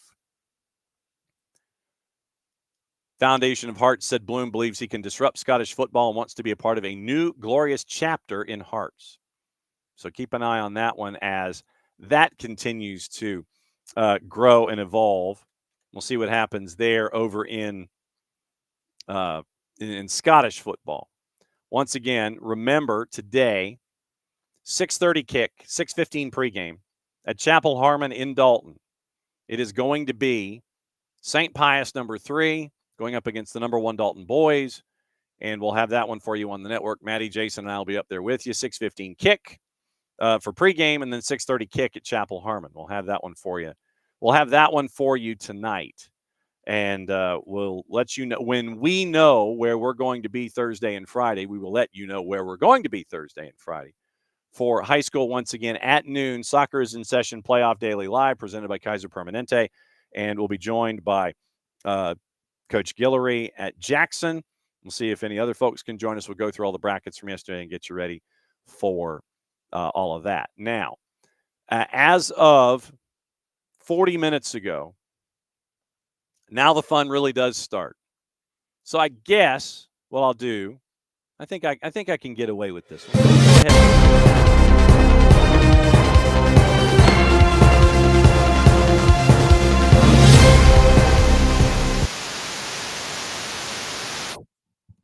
Officially, as of about 40 minutes ago, and this affects those of us that are going to be keeping an eye on the Club World Cup, Club Leon is out of the Club World Cup 40 minutes ago. Court of Arbitration for Sport has rejected their appeal to be reinstated. CAS heard appeals from Leon and Pachuca, who once again, part of Grupo Pachuca. Leon were removed from the tournament for a breach of multi-club rules. Pachuca remains in. Leon had argued the club had been sufficiently placed in a blind trust, removing conflict. Alajuelense failed in their appeal to take the vacant spot after they were the ones who flagged the conflict between Leon and Pachuca. Now, FIFA is going to stage a playoff match between Club America and LAFC to determine who gets the final spot in Group D. The winner gets Chelsea, Flamengo, and Tunis and gain a guaranteed entry fee of $9.55 million, an additional $2 million in group stage wins, $1 million for a draw in the round-by-round prize money. Date and location of the playoffs set yet to be finalized since FIFA had to wait for CAS's ruling. John Sutcliffe at the four-letter had mentioned that it was going to be on the 31st of May. So we'll see what happens there, but right now, Club Leon's expedited CAS hearing appeal was to be reinstated, was rejected, and so now FIFA has to figure out when Club America and LAFC are going to play to figure out who gets that final spot. So Alajuelense's appeal fails to be Team 32 on merit in their appeal. Club Leon's appeal goes by the wayside. CAS panel examined the evidence, concluded that the trust was, quote, insufficient to comply with multi-club regulations.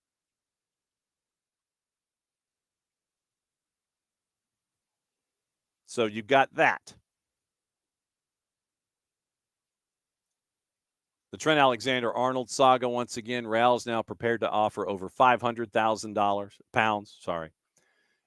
Liverpool's statement intentionally stressed that Alexander-Arnold will leave when his contract expires, but an early exit was being worked on. Obviously, Liverpool want more than $500,000. Expectation to be released early, especially in time for the Club World Cup. So we mentioned Tom Cleverley. We mentioned Real Madrid. Liam Manning is one of the names under consideration for the Leicester job, with the expectation that Ruud van Nistelrooy will leave. Manning has overseen Bristol City since 07-08. 68 points, Bristol City's second highest championship tally since promotion in 2015.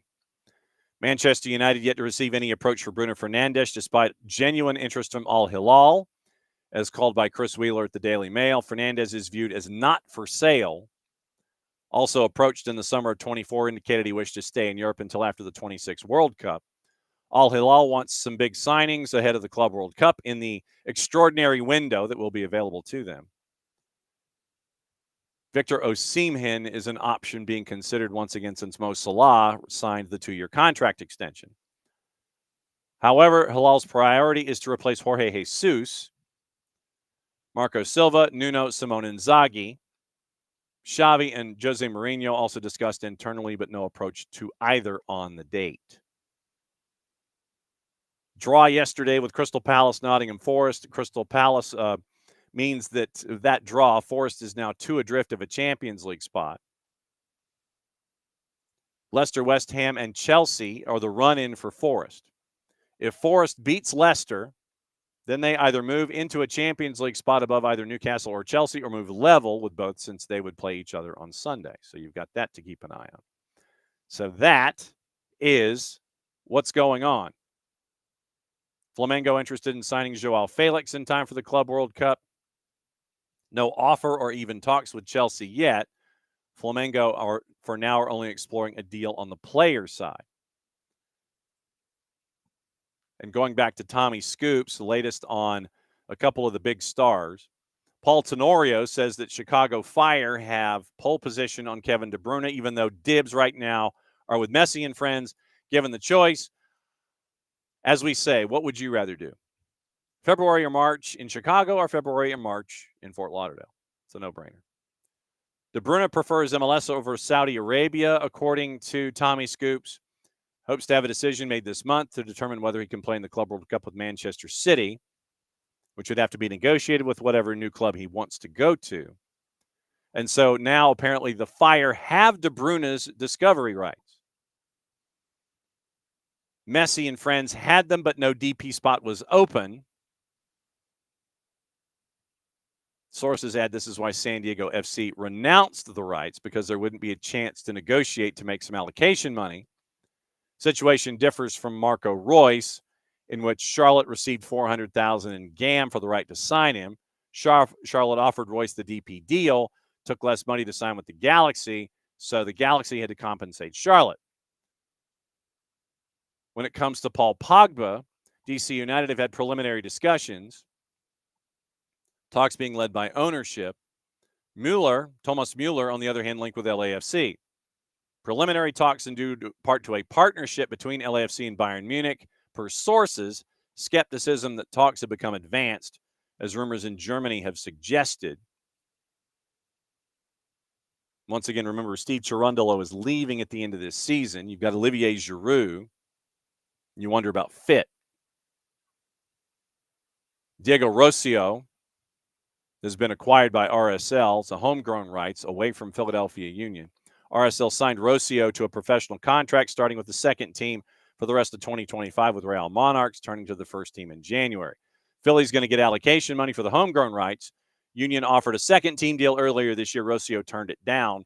MLS and Liga MX interested in him, but Real Monarchs got the deal done. Eligible for both U.S. and Mexico, made his professional debut with Philadelphia Union 2 this year. Player of the tournament at the 24 GA Cup. And so 15-year-old academy standout Malik Jakupovic was signed to a professional deal by the Union. Jose Nunez first to report that.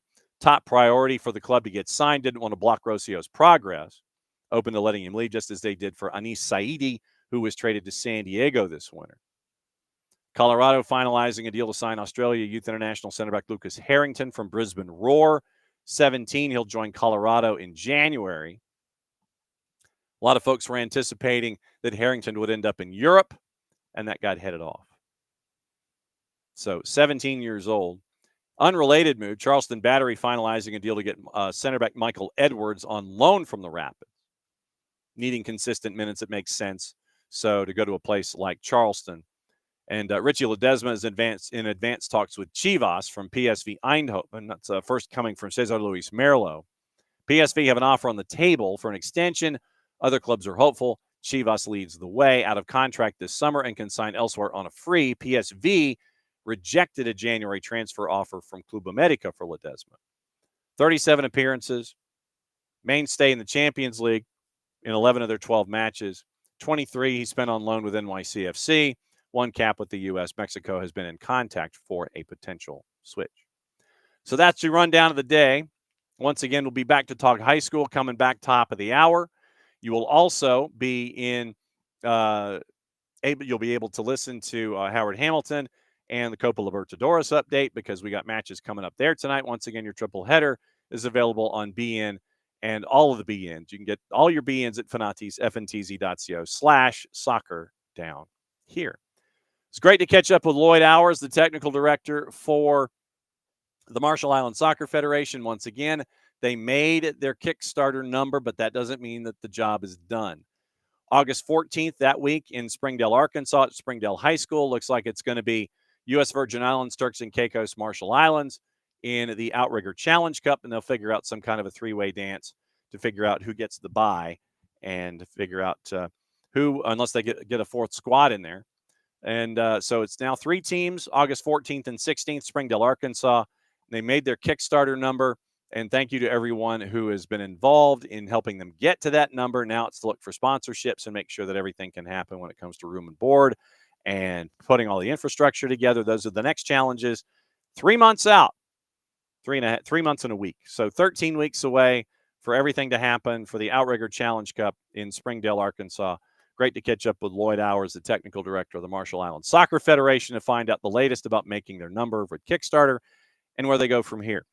Tomorrow, once again, Tyler Pilgrim joining us at 9:15 for the Scarves and Spikes Atlanta United Informational Journalistic Exchange Program. Dylan Butler joining us at 10 o'clock because I think they're through with spring break and with lacrosse. We'll see what happens there.